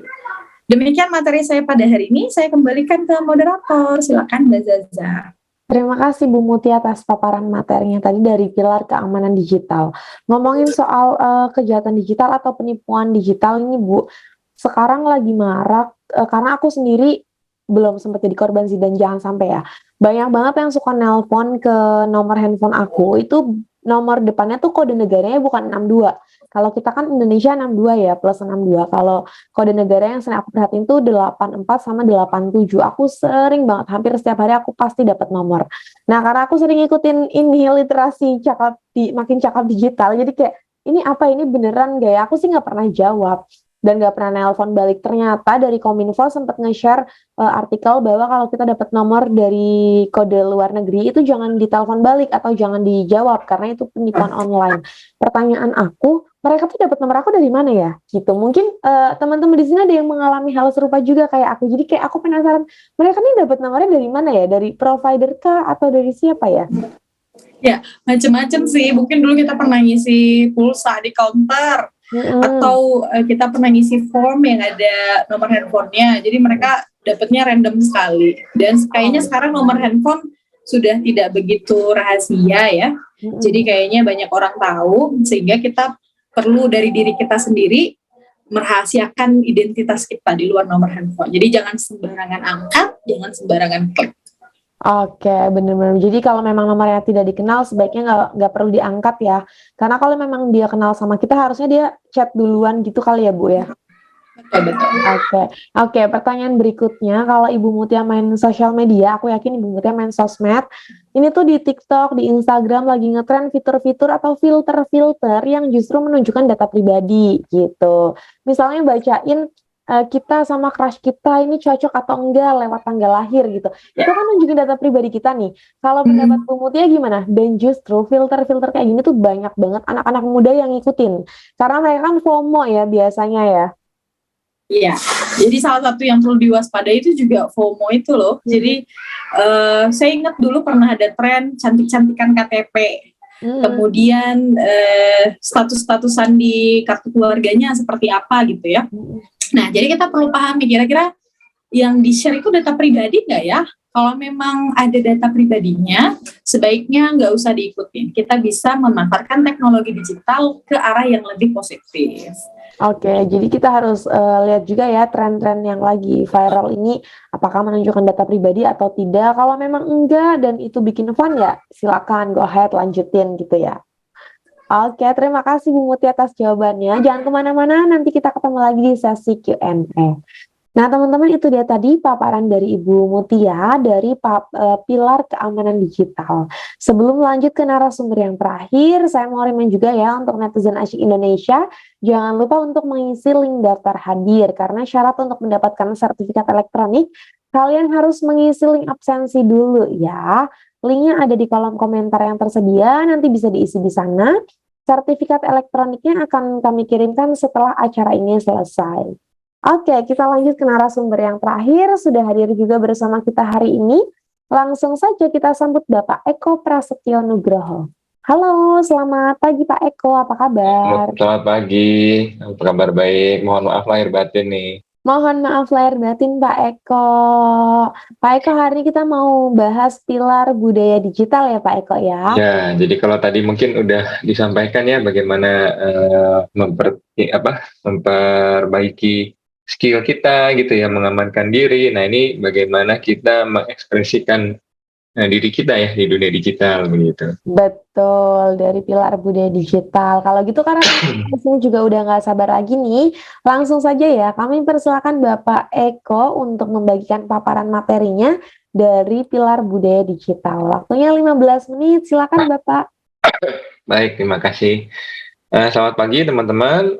Assalamualaikum warahmatullahi wabarakatuh. Om Swastiastu, Namo Buddhaya, salam kebajikan, salam sehat semua ya teman-teman. Nah, izinkan saya share screen terlebih dahulu ya teman-teman. Nah, ini mungkin udah muncul begitu ya. Mohon maaf nih, saya sedikit agak batuk ya. Nah, baik, mungkin saya perkenalan diri dulu ya sebelumnya. Nah, mungkin belum kenal gitu ya. Nah, ini saya sendiri praktisi teman-teman ya. Jadi memang latar belakang saya di bidang teknik begitu ya, dan juga kebetulan industri usaha saya juga sama gitu ya. Nah, saya ada di Cybers Corporation, ini perusahaan IT teman-teman. Jadi membuat software dan juga kami punya produk sendiri begitu ya. Jadi 100% hasil karya anak bangsa. Jadi kalau teman-teman mungkin pernah dengar SAP, Oracle ya, dan AX dan sebagainya, yang akuntansi, lalu operasional perusahaan dan sebagainya. Nah, ini kami ada namanya Cyberian gitu ya. Nah, saya juga ada di Linear Business Suite ya. Ini Virtual Office. Nah, mungkin teman-teman lebih familiar ya, yang generasi baru nih, gitu ya. Virtual Office, co-working space gitu ya. Nah, saya juga aktif di beberapa organisasi seperti Brand Society, Hipmi Hipi ya, ini pengusaha ya. Lalu ada PII dan AVEO, ini keinsinyuran teman-teman. Jadi organisasi profesi ya. Jadi kalau mungkin teman-teman tahu dokter gitu ya, ini insinyur gitu kalau di bidang teknik gitu. Nah, teman-teman mau menghubungi saya atau mungkin berdiskusi dan sebagainya, silahkan aja ya. Ini ada email dan nomor handphone ya, lengkap dengan WhatsApp dan Telegram gitu ya. Jadi mungkin mau diskusi, mungkin mau bertanya dan sebagainya, silahkan aja teman-teman. Nah, lalu bagaimana nih, saya langsung ke materi ya teman-teman, budaya digital ya. Jadi latar belakangnya seperti apa ya, jadi bagaimana sih kenapa ada budaya digital gitu ya. Jadi dari Kemkominfo kan tadi ada 4 pilar ya teman-teman, lalu ada definisinya ini, salah satunya budaya digital. Jadi intinya adalah beberapa latar belakang ini yang tentunya efek negatif ya dari dunia digital yang ada secara global yang berimbas ke Indonesia gitu ya. Seperti mengaburnya wawasan kebangsaan, lalu sopan santun yang menipis begitu ya. Jadi kalau kita di dunia nyata mungkin tutur kata sopan gitu ya, tapi di dunia digital caci maki dapat dengan mudah diketik dan dikirimkan gitu ya. Lalu hilangnya budaya digital nih, budaya Indonesia ya, media digital ya. Jadi seperti apa sih gitu ya? Kalau dunia nyata kan gampang ya, mungkin pakai blangkon, pakai batik gitu ya, pakai sarung. Nah, tapi kalau dunia digital seperti apa? Kan kita nggak mungkin ya pakai blangkon tuh sambil pakai komputer. Nah, itu lucu ya jadinya ya. Nah, lalu juga kebebasan ekspresi yang kebablasan. Jadi seperti misalnya berpendapat tapi di dalamnya ada caci maki atau bahkan mungkin menghina orang yang dikritisasi ya, seperti yang beberapa waktu lalu di media massa ya, dengan ada istilah janda gitu ya. Nah, itu kan tidak sopan gitu ya. Nah, lalu berkurangnya toleransi dan penghargaan pada perbedaan, misalnya gitu ya, batas-batas privasi, pelanggaran hak cipta dan karya intelektual ini sering sekali ya. Nah, inilah yang saya ingin mengajak teman-teman bagaimana kita menggantinya ya. Jadi kita mengurangi kebiasaan-kebiasaan seperti ini dan justru malah kita juga memproduksi hal-hal yang baru, produksi hal yang positif yang bagus gitu ya. Nah, kompetensi budaya digital seperti apa sih? Intinya adalah pengetahuan dasar bagaimana nilai-nilai Pancasila dan Bhinneka Tunggal Ika ya, yang kita punya, yang kita selami ya, yang kita miliki bersama sebagai karakter bangsa dan negara, itu dituangkan ke dalam dunia digital ya. Nah, lalu menjadi pelaku digitalisasi kebudayaan dengan memanfaatkan TIK ya. Nah, ini seperti apa sih gitu ya, nanti saya sharing ya. Nah, lalu juga pengetahuan dasar yang mendorong perilaku cinta dalam negeri. Jadi jangan pamerin LV gitu ya, Gucci gitu ya, pamerinnya Eiger dong ya, Indonesia gitu ya, atau Lea gitu ya. Carafil itu buatan dalam negeri ya, Indofood misalnya, Indomie gitu ya. Nah, lalu juga pengetahuan akan hak-hak digital ya. Jadi hak-hak ini juga penting ya, karena banyak sekali yang nanti dapat dengan mudah menjurus ke cyberbullying. Nah, budaya digital itu intinya adalah budaya Pancasila ya teman-teman. Jadi bagaimana kita menerapkan Pancasila dan Bhinneka Tunggal Ika. Nah, seperti apa sih? Nah, mungkin saya sekilas aja ya. Tentunya kita semua sudah tahu, namanya sudah Pancasila, tentu silanya ada 5 ya teman-teman ya. Nah, yang pertama nih, ini adalah ketuhanan yang Maha Esa begitu ya. Jadi cinta kasih intinya, nilai utamanya. Jadi saling menghormati perbedaan kepercayaan di ruang digital. Nah, seperti apa sih bentuknya? Nah, mungkin kalau di daerah banyak masih ya teman-teman yang berpikiran bahwa agama dan kepercayaan itu sesuatu hal yang tabu ya. Jadi intinya tuh pokoknya gitu ya, tinggal baca kitab suci dari agama dan kepercayaan masing-masing itu yang paling benar ya. Nah, sementara tidak seperti itu realitas di dalam kehidupan gitu ya. Karena kembali ya, kita semua hidup satu sama lain dengan beraneka ragam gitu ya. Jadi diskusi ya, lalu juga bagaimana kita saling mempelajari, saling memahami agama dan kepercayaan orang lain itu penting ya teman-teman. Nah, ini dituangkan banyak sekali di media-media di internet. Nah, dan seringkali kita ini gagap dengan cara mengkritisasi atau memberikan pendapatnya dengan tidak sopan, dengan caci maki dan sebagainya, lalu berarah ke debat kusir ya. Kalau sudah debat kusir itu sesuatu hal yang tidak dapat didiskusikan lagi. Nah, ini yang perlu disayangkan ya, sehingga sangat disarankan untuk kembalilah ke ranah diskusi dan bagaimana kita sharing yang baik begitu ya. Nah, kita juga harus bertoleransi karena banyak juga sharing-sharing ini menjadi memperbaiki iman kita gitu ya, mempertebal iman kita karena kita jadi saling tahu agama dan kepercayaan orang lain.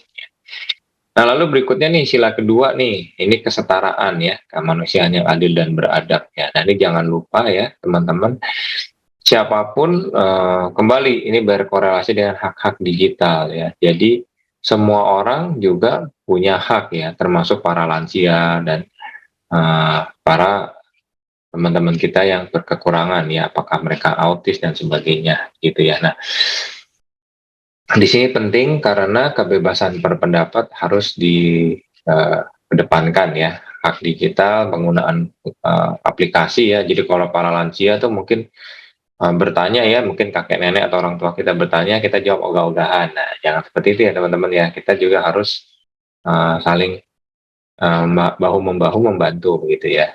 Nah, demikian juga kita juga harus menyampaikan ke mereka nih bahwa hoax dan sebagainya itu dapat dengan mudah mereka kirimkan ya, mereka sharing. Nah, ini mungkin teman-teman yang biasanya punya WhatsApp grup keluarga nih paling sering nih ya ketemu yang ini kok hoax masuk ke grup ya, yang kirim siapa nih? Oh, aduh, ini kakeknya yang kirim, neneknya yang kirim. Wah, ini lalu bagaimana kita menyikapinya? Nah, ini penting juga ya. Jadi ini adalah salah satu penerapannya teman-teman. Nah, lalu sila ketiga, Persatuan Indonesia ya. Jadi jangan lupa bahwa kita harus mengedepankan kepentingan bangsa dan negara di atas kepentingan pribadi dan golongan. Jadi apalagi nih ya, tahun-tahun ini adalah tahun politik dan nanti tahun depan ada pemilu ya. Jadi cerita-cerita, konten-konten di internet itu jangan di-sharing yang berbau-bau kontroversial ya. Nah, ini teman-teman juga harus waspadai ya, karena sebentar lagi pemilu ya.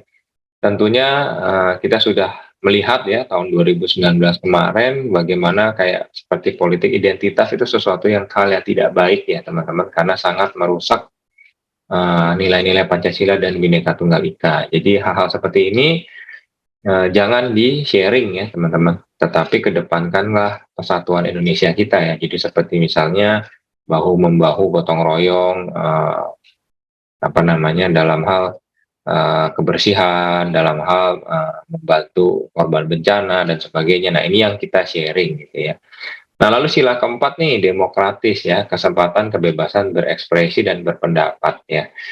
Nah, salah satu contohnya seperti yang ada di media massa ya, kita bisa lihat banyak sekali sekarang warga berpendapat, tetapi justru para pejabat-pejabat kita yang malah gagap nih ya, tidak terima dikritisasi, tidak terima diberi saran ya, malah justru melakukan tindakan-tindakan represif. Nah, ini sangat disayangkan ya teman-teman. Nah, lakukanlah kebebasan berekspresi yang baik, silahkan di dunia digital, karena ini menjadi salah satu media teman-teman untuk mengekspresikan kritik dan saran ke pemerintah juga ya. Tetapi jangan lupa lakukanlah dengan sopan ya, jangan ada caci maki, penghinaan dan sebagainya.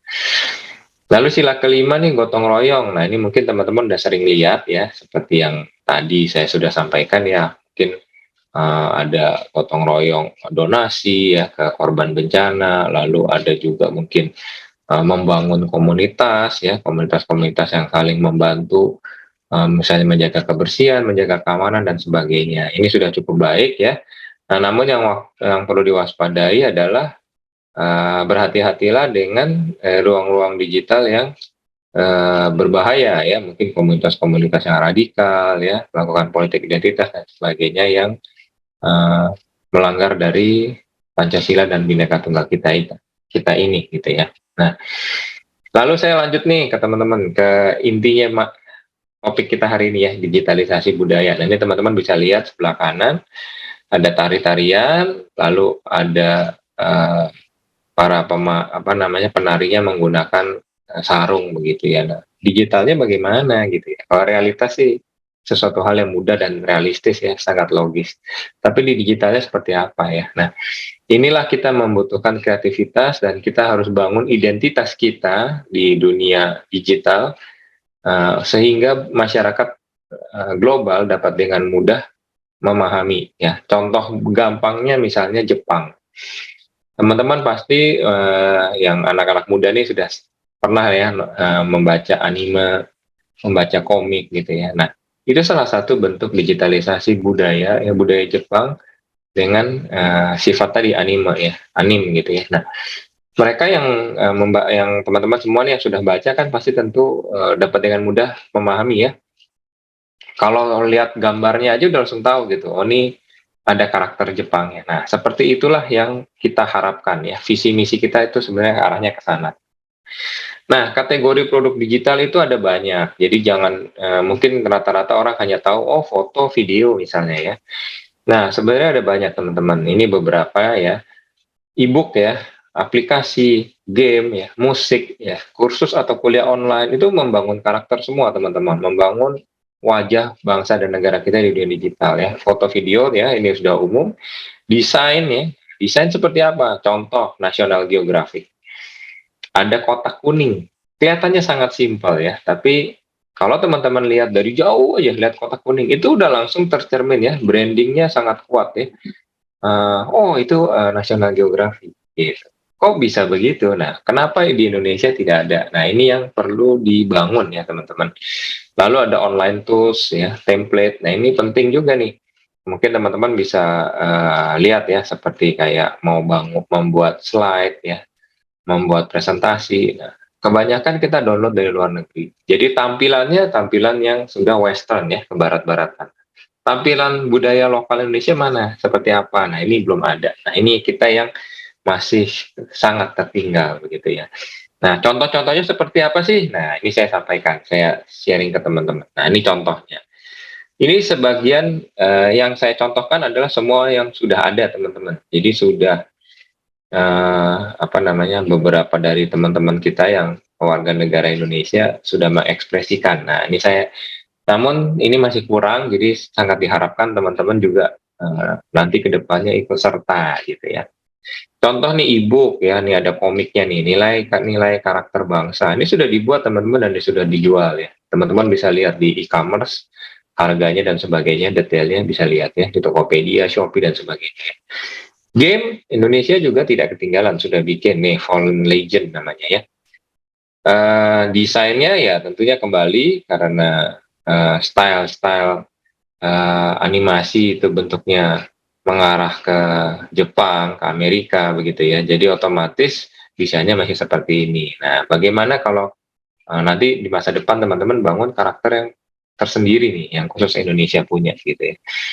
Laskar Pelangi misalnya, ini mungkin cerita lama ya, mungkin teman-teman udah sebagian nonton ya. Ini filmnya juga latar belakangnya dan sebagainya sangat umum ya, sangat dengan kehidupan sehari-hari Indonesia begitu ya. Tetapi maknanya bagus ya dan sangat membangun semangat ya. Bagaimana anak di pedesaan pun bisa lulus loh kuliah di luar negeri.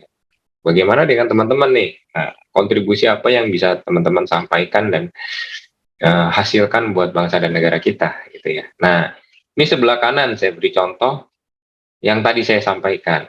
Anime ya sangat spesifik dengan Jepang. Jadi meskipun filmnya Battle of Surabaya, tapi teman-teman bisa lihat kalau dari jauh ya, asumsi aja tulisannya dihilangkan, teman-teman akan memaknainya sepertinya ini kayak film Jepang gitu. Karena karakternya, lekuk-lekuk wajahnya ya, dan bentuk-bentuk warna dan sebagainya itu sudah mengarahkan ke arah sana gitu. Dan ini sangat kuat sekali meskipun ceritanya cerita Indonesia ya. Dan ini dibuat mendapat apresiasi tinggi ya, teman-teman bisa lihat beberapa nominasi dan bahkan menang ya di ajang festival dunia dan lokal juga ya. Karena ini adalah film animasi pertama di Indonesia yang sangat bagus. Perlu kita apresiasi bersama, teman. Nah, lalu berikutnya nih. Nah, ini mungkin yang jarang orang lihat ya, luput dari dunia media massa ya, tidak terpublikasi dengan baik ya. Contohnya nih Mbak Meta sebelah kiri, ini foto juara dunia ya teman-teman. Lalu ada Mas Fajar dengan foto pelompat indah ya. Kelihatannya sederhana, tetapi cobalah teman-teman coba foto seperti ini. Sangat sulit dan ini menggunakan teknik yang sangat tinggi karena pencahayaan ya, angle-nya ya, sudut fotonya, komposisi dan sebagaimana seperti yang ditampilkan ini tekniknya tinggi sekali teman-teman. Lalu sebelah kanan Mbak Amelia, ini desain teman-teman. Ini salah satu contohnya, ini desain fashion ya, anting-anting ini sangat bagus ya. Ini juara dunia juga ya. Jadi yang ketiga yang ditampilkan ini semua juara dunia dan mengharumkan nama Indonesia gitu. Nah, lalu berikutnya produk digital lainnya apa sih? Noise nih, mungkin teman-teman pernah lihat. Ini podcast teman-teman. Jadi kalau dunia di global kan Spotify gitu ya. Nah, ini karya anak bangsa Noise ya. Lalu kami sendiri membangun Cybers ya, dan sampai hari ini ada sekitar 10 konglomerat di Indonesia yang pakai aplikasi kami. Demikian juga di Asia ya, di Singapura, di Hong Kong itu juga ada beberapa pakai aplikasi kami ya. Lalu Deddy Corbuzier nih mungkin teman-teman udah umum nih ya, lagi trending saat ini ya. Ini contoh yang bagus sekali ya, bahkan sampai TNI pun memilih dia untuk menjadi corong suara ya, jadi untuk perwakilan public relation-nya begitu ya. Nah, teman-teman bisa lihat lagi nih di Asian Games ya, ini ada karakternya ya, ada 3 binatang yang khas Indonesia ya. Nah, teman-teman mungkin bisa tebak ya. Kalau yang paling kiri mungkin gampang ya, ini burung cendrawasih ya, dan tengah rusa ya. Nah, yang sebelah kanan ini badak bercula 1 teman-teman. Jadi ini tiga-tiganya hanya ada di Indonesia ya. Lalu mungkin musik nih, Pamungkas ya, Mas Pamungkas nih To The Bone ya. Ini musiknya sampai ada di mancanegara ya teman-teman, di Eropa, di Amerika, bisa teman-teman lihat sendiri di YouTube. Nilainya tinggi sekali ya, jadi subscribernya tinggi, viewernya tinggi ya, sampai jutaan yang menonton begitu ya. Lalu nih ada juga IQTX ya, ini aplikasi untuk plagiasi. Nah, ini teman-teman kalau akademisi penting nih ya, jangan meniru, mengkutip-kutip aja nih langsung dari hasil karya orang lain. Nah, ini dapat dengan mudah ditangkap gitu ya. Ini aplikasi plagiasi hasil karya anak bangsa ya, penting juga teman-teman. Nah, ini salah satu beberapa contoh hasil karya produk Indonesia yang mungkin teman-teman belum lihat begitu ya, belum luput dari dunia media digital begitu ya. Nah, lalu cinta produk dalam negeri ya, seperti apa sih ya yang bisa kita terapkan? Utamakan dan bangga menggunakan produk dalam negeri. Jadi daripada heboh-heboh atau bermimpi pakai tas LV dan sebagainya, bagaimana dengan produk lokal ya? Banyak produk-produk kita yang tidak kalah kualitasnya ya, dan atau bahkan justru mereka semua itu dibuat di Indonesia, lalu diekspor dan dilabeli dengan produk luar negeri, dikirim lagi ke Indonesia. Contohnya Nike, Adidas ya, Puma ya, dan sebagainya, itu sepatu-sepatu buatan Indonesia ya, betul-betul dibuat di Indonesia dan diekspor ya. Nah, lalu memberi feedback positif ya, dan seperti apa sih feedback positif? Nah, kritik dan saran yang membangun itu adalah feedback yang positif. Jadi jangan ini desainnya jelek, udah selesai. Jangan begitu teman-teman. Kalau memang desainnya jelek, teman-teman sampaikan dan berilah contoh yang baiknya seperti apa, supaya mereka juga terbayang ya, oh yang bagus seperti ini. Jadi jangan hanya mengkritik negatif aja gitu ya.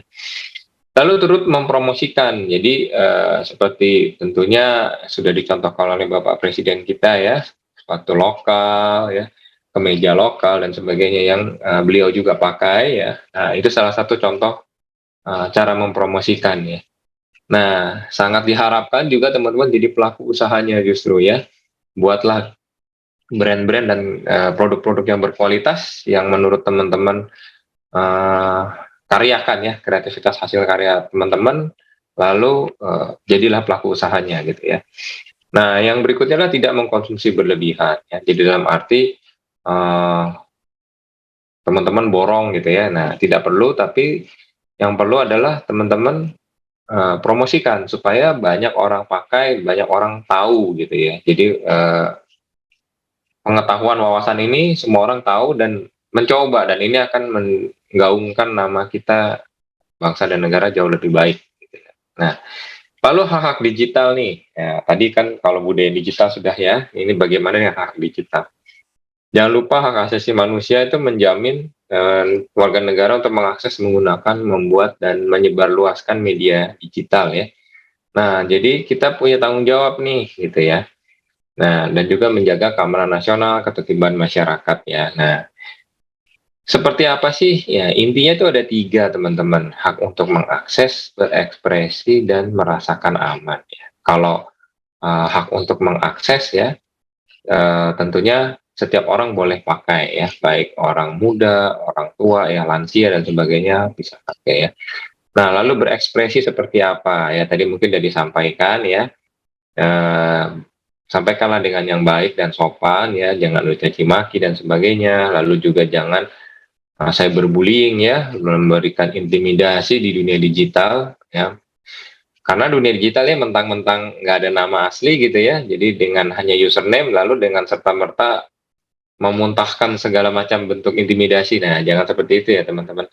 Lalu hak untuk merasa aman. Nah, ini mungkin tadi dari Mbak Cut mungkin sudah sampaikan ya.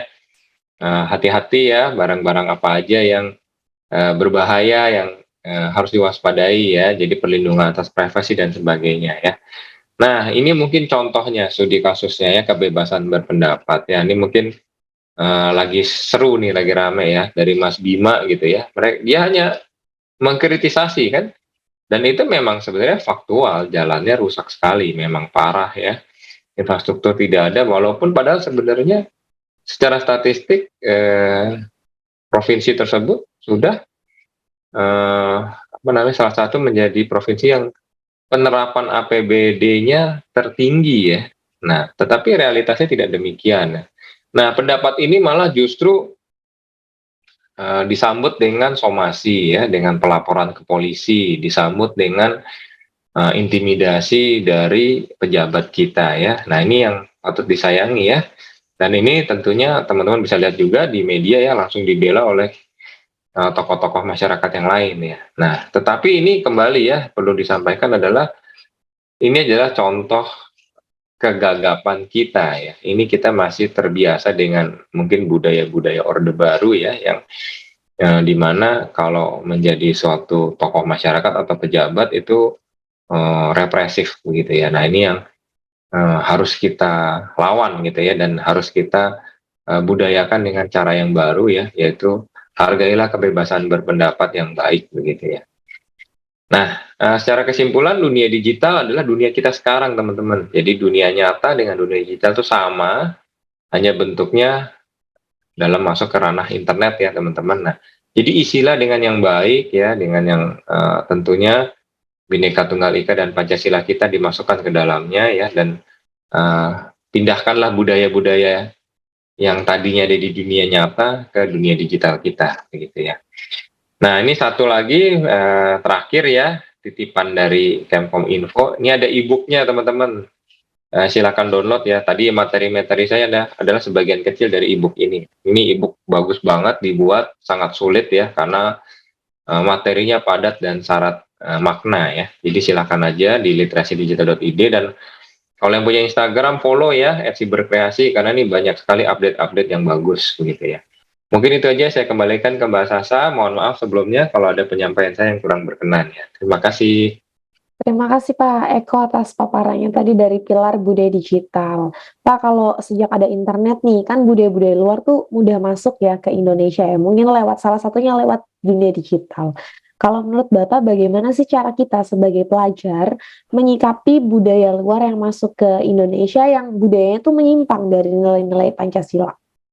Ya, itu mungkin contoh paling mudah adalah kita belajar sama tetangga kita seperti kayak Jepang, Thailand ya. Mereka secara otomatis mencoba memilah ya, lalu yang apa yang bisa diadaptasi dimasukkan gitu ya.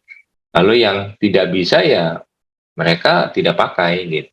Nah, ini sebenarnya peran serta dari salah satunya yang tentunya adalah public figure gitu ya, tokoh-tokoh masyarakat tuh yang penting sebenarnya. Jadi jangan cuman intinya mereka membuat konten lalu mendapat uang banyak lalu ya sudah selesai gitu.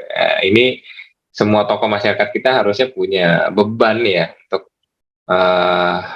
turut serta memilah hal-hal tersebut gitu. Oke, jadi peran public figure sangat penting ya Pak ya?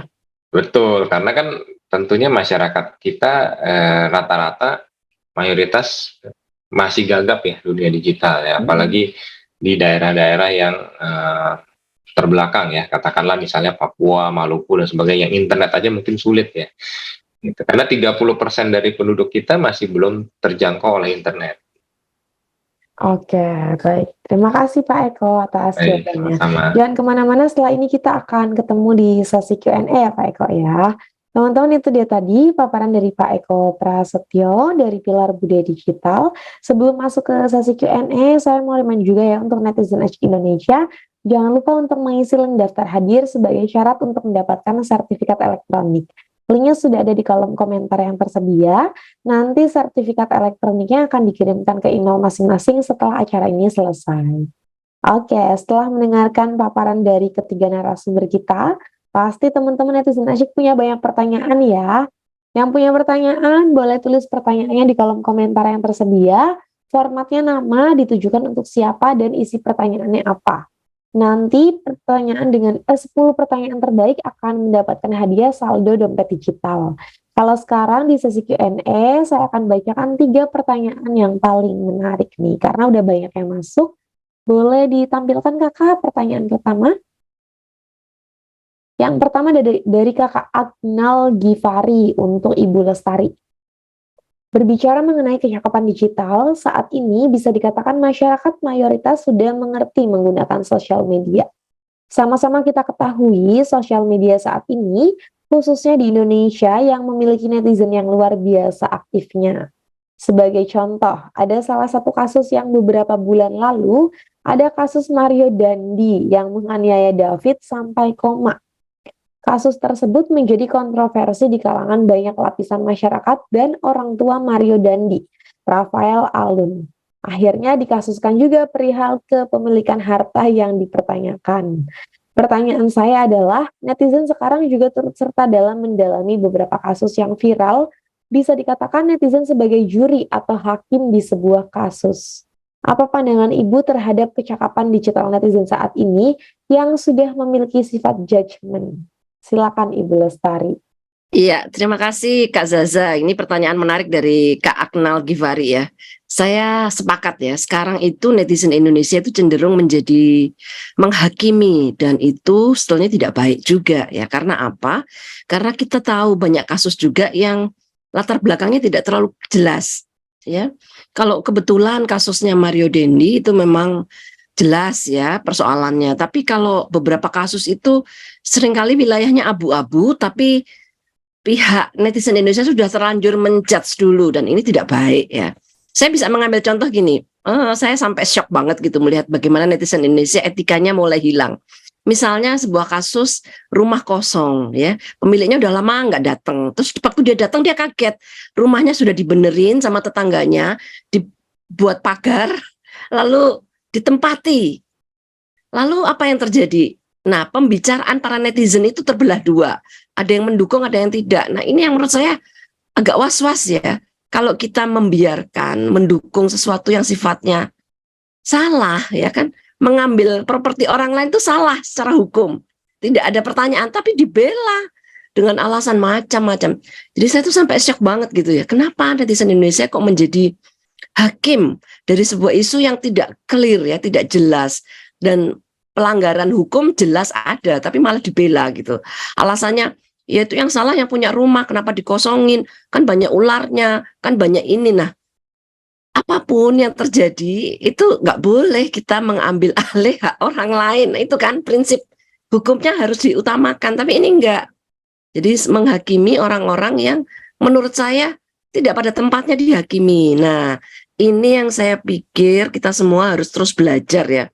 Kecakapan digital harus dibarengi dengan etika, pemahaman atas hukum di Indonesia, dan juga melihat situasi yang sebenarnya, konteksnya seperti apa. Kita boleh kritis, tapi kita harus lihat konteksnya. Barangkali itu Mbak Zaza jawaban saya. Oke, terima kasih Ibu Lestari. Betul ya, jadi kita harus kritis tapi kita harus pada konteksnya ya dan tahu diri gitu ya. Oke, kita lanjut ke pertanyaan berikutnya. Dari Kak Nina Nur Alifa untuk Ibu Mutia. Mengenai keamanan digital terkait akun bank atau e-commerce kita, baru-baru ini banyak di media sosial yang memposting kris akun bank atau e-commerce dengan tujuan untuk mendapatkan THR dari keluarga, saudara, dan lainnya. Pertanyaannya adalah, apakah aman kita memposting itu ke sosial media? Adakah kemungkinan akun bank atau e-commerce kita dihack oleh oknum-oknum yang tidak bertanggung jawab? Terima kasih. Silakan Ibu Mutia. Baik, terima kasih banyak Mbak Zaza. Pertanyaan dari Kak Nina ya, bagus sekali ngomongin kris dan memang lagi nge-trend, lagi lebaran pengen dapat THR online, kemudian pakai kris. Nah sebenarnya kris itu salah satu fitur yang memudahkan kita dalam transaksi bank. Aman atau tidak tentu dari pihak bank dan pihak OJK sudah memastikan keamanannya. Itu sama kayak kita nge-share nomor handphone untuk dapat e-money gitu ya, atau nge-share akun bank untuk dapat transferan, itu sama aja. Nah berkaitan dengan keamanannya tentu ya sama seperti kita nge-share nomor handphone dan akun bank tadi, tetap aman, tapi ada hal-hal yang perlu kita waspadai juga.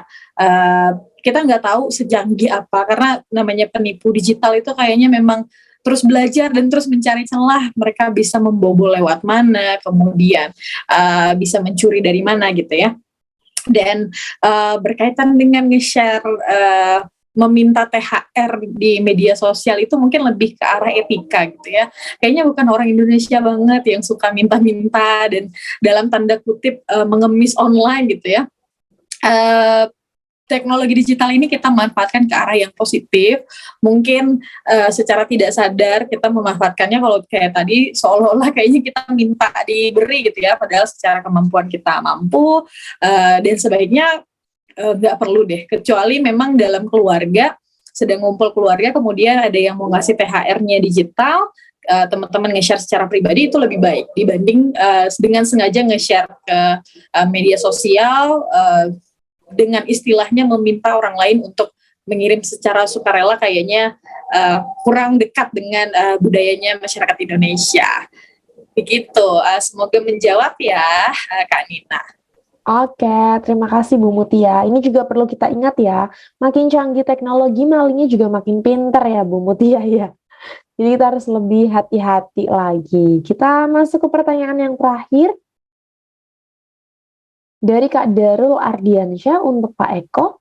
Pak izin bertanya mengenai ucapan lebaran di mana banyak masyarakat yang saat ini melakukan halal bihalal melalui chat atau blast chat, postingan ucapan lebaran menggunakan foto keluarga.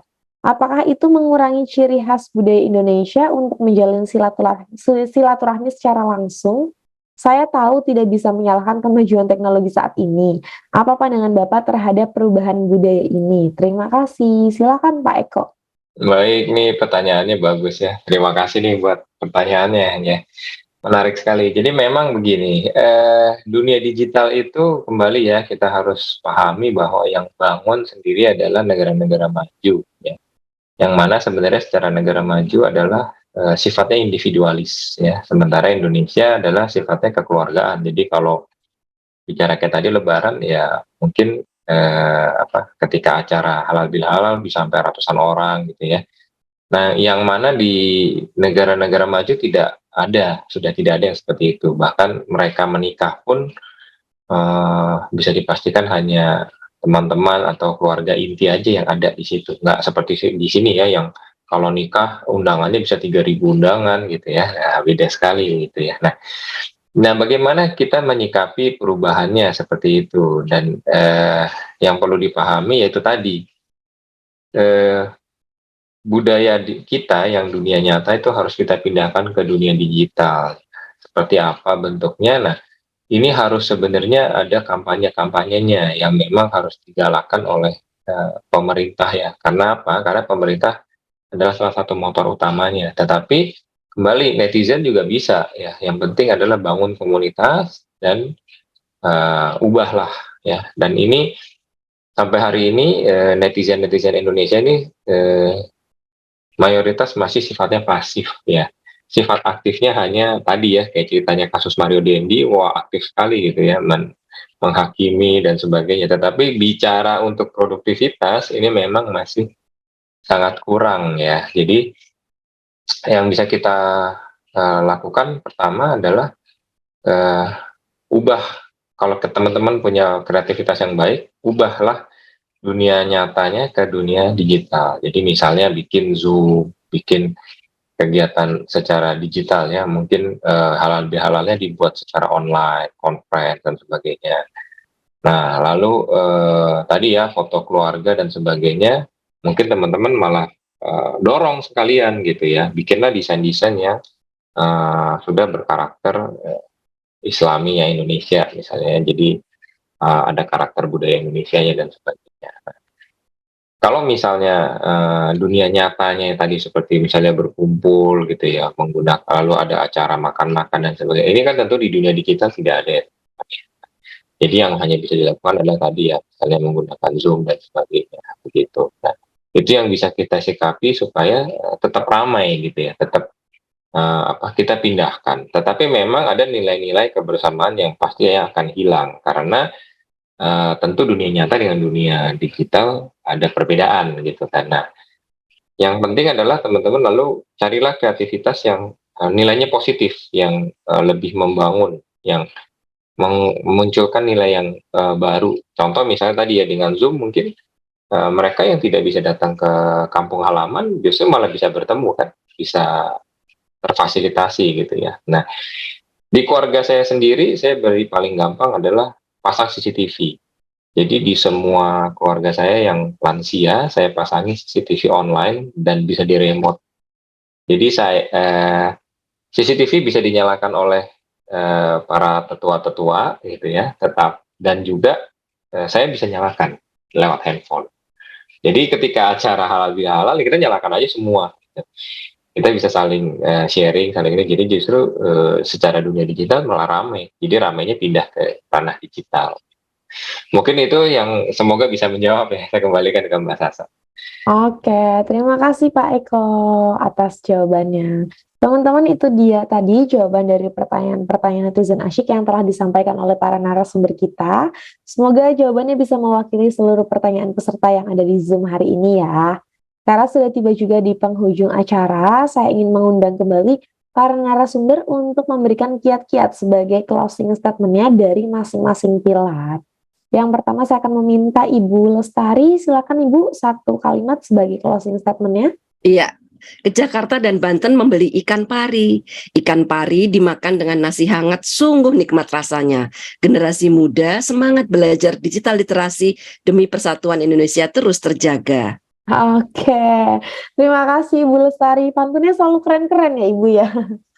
Oke, kita lanjut ke Ibu Mutia. Silakan Ibu, satu kalimat atau mau pantun juga boleh. Saya kalimat aja. Boleh. Oke, closing statement dari saya, adik-adik serta Bapak Ibu sekalian, mari sama-sama kita meningkatkan keamanan digital kita untuk bisa memanfaatkan teknologi digital ke arah yang lebih positif. Oke, terima kasih Bu Mutia. Yang terakhir dari Pak Eko, silakan Pak Eko. Satu kalimat atau mau pantun? Kalimat aja. Baik, dunia digital sudah hadir saat ini ya, maka marilah kita pindahkan seluruh kebudayaan kita ke ranah digital untuk menjadikan digital kita lebih baik. Baik, terima kasih Pak Eko.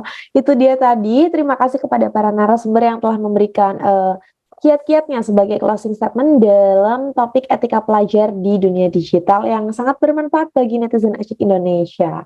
Untuk memperjelas, saya mau kasih resume sedikit ya dari diskusi kita hari ini. Teman-teman, kecakapan digital ini perlu banget ya kita ketahui bersama, apalagi buat teman-teman yang sekarang hidupnya nggak pernah bisa lepas dari teknologi atau internet. Nah, tapi harus selalu ingat secanggih apapun teknologi dan internet tetap punya dampak positif dan dampak negatif. Dampak positifnya kita bisa cari tahu informasi apapun lewat internet dengan cepat dan mudah. Dampak negatifnya muncul nih kejahatan-kejahatan digital ya, kayak tadi yang udah dijelaskan sama narasumber kita, ada phishing, ada scam, dan banyak kejahatan digital lainnya. Makanya kita harus lebih berhati-hati dan lebih waspada. Jangan percaya 100% kepada siapapun dalam dunia digital ya teman-teman ya. Harus selalu menjaga data pribadi kita juga supaya kita terhindar dari kejahatan-kejahatan digital. Dan teman-teman juga harus tetap menerapkan nilai-nilai Pancasila sebagai dasar budaya ketika kita berinteraksi di dunia digital. Oke, saya juga ingin mengucapkan selamat kepada 10 pemenang nih yang berhak mendapatkan saldo dompet digital. Ada siapa aja? 10 nama dengan pertanyaan terbaik. Yang pertama Kakak Aknal Gifari, Kakak Nina Nur Alifa, Kak Darul Ardiansyah, Kak Abdul Malik Firmansyah, Kak Rido Trianto, Kak Muhammad Alvin Oktaviansyah, Kak Alfian Hadiansyah, Kak Zaskia Novianti, Kak Eva Julianti, dan Kak Raja Dwi Prambuditomo. Selamat, kalian berhak mendapatkan saldo dompet digital. Bagi para pemenang, mohon mengirimkan data yang diperlukan kepada tim admin ya, melalui direct message yang ada di Zoom. Itu dia acara Makin Cakap Digital 2023 di segmen pendidikan wilayah DKI Jakarta, Banten, dan sekitarnya dengan tema etika pelajar di dunia digital. Sebelum acara saya tutup, saya mau remind sekali lagi ya untuk teman-teman netizen asyik Indonesia, jangan lupa untuk mengisi link daftar hadir sebagai syarat untuk mendapatkan sertifikat elektronik. Linknya sudah ada di kolom komentar yang tersedia, bisa diisi di sana. Nanti sertifikat elektronik akan kami kirimkan setelah acara ini selesai. Oke, terima kasih atas partisipasi netizen asyik Indonesia serta para narasumber kita hari ini. Terima kasih Ibu Lestari, Ibu Mutia, dan Pak Eko atas paparan yang diberikan. Semoga bermanfaat ya bagi kita semua, terutama dalam literasi digital. Akhir kata, saya Hirza Zanuba pamit undur diri. Selamat siang dan sampai jumpa di acara Makin Cakap Digital 2023 berikutnya. Terima kasih semuanya.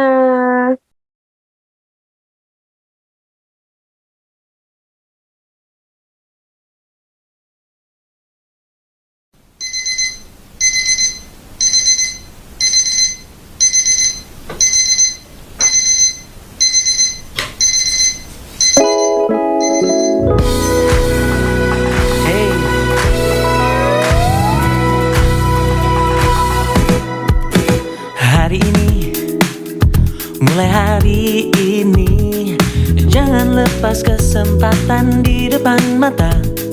Bebas mencari yang jadi inspirasi, bebas mencipta apa yang disuka.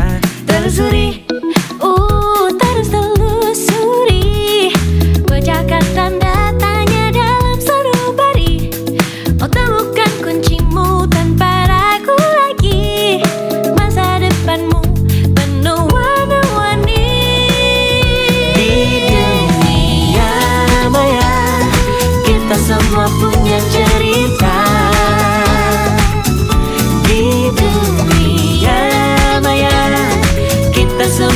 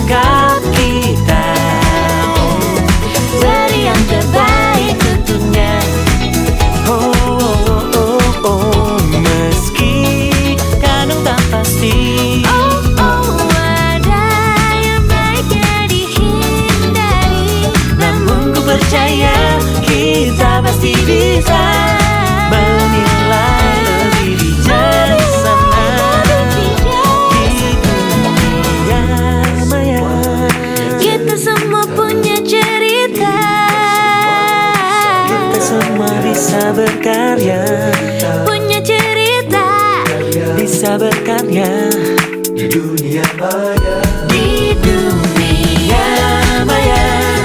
Kita semua punya cerita di dunia maya. Kita semua bisa berkarya. Oh, selama dunia masih berputar, selama hati masih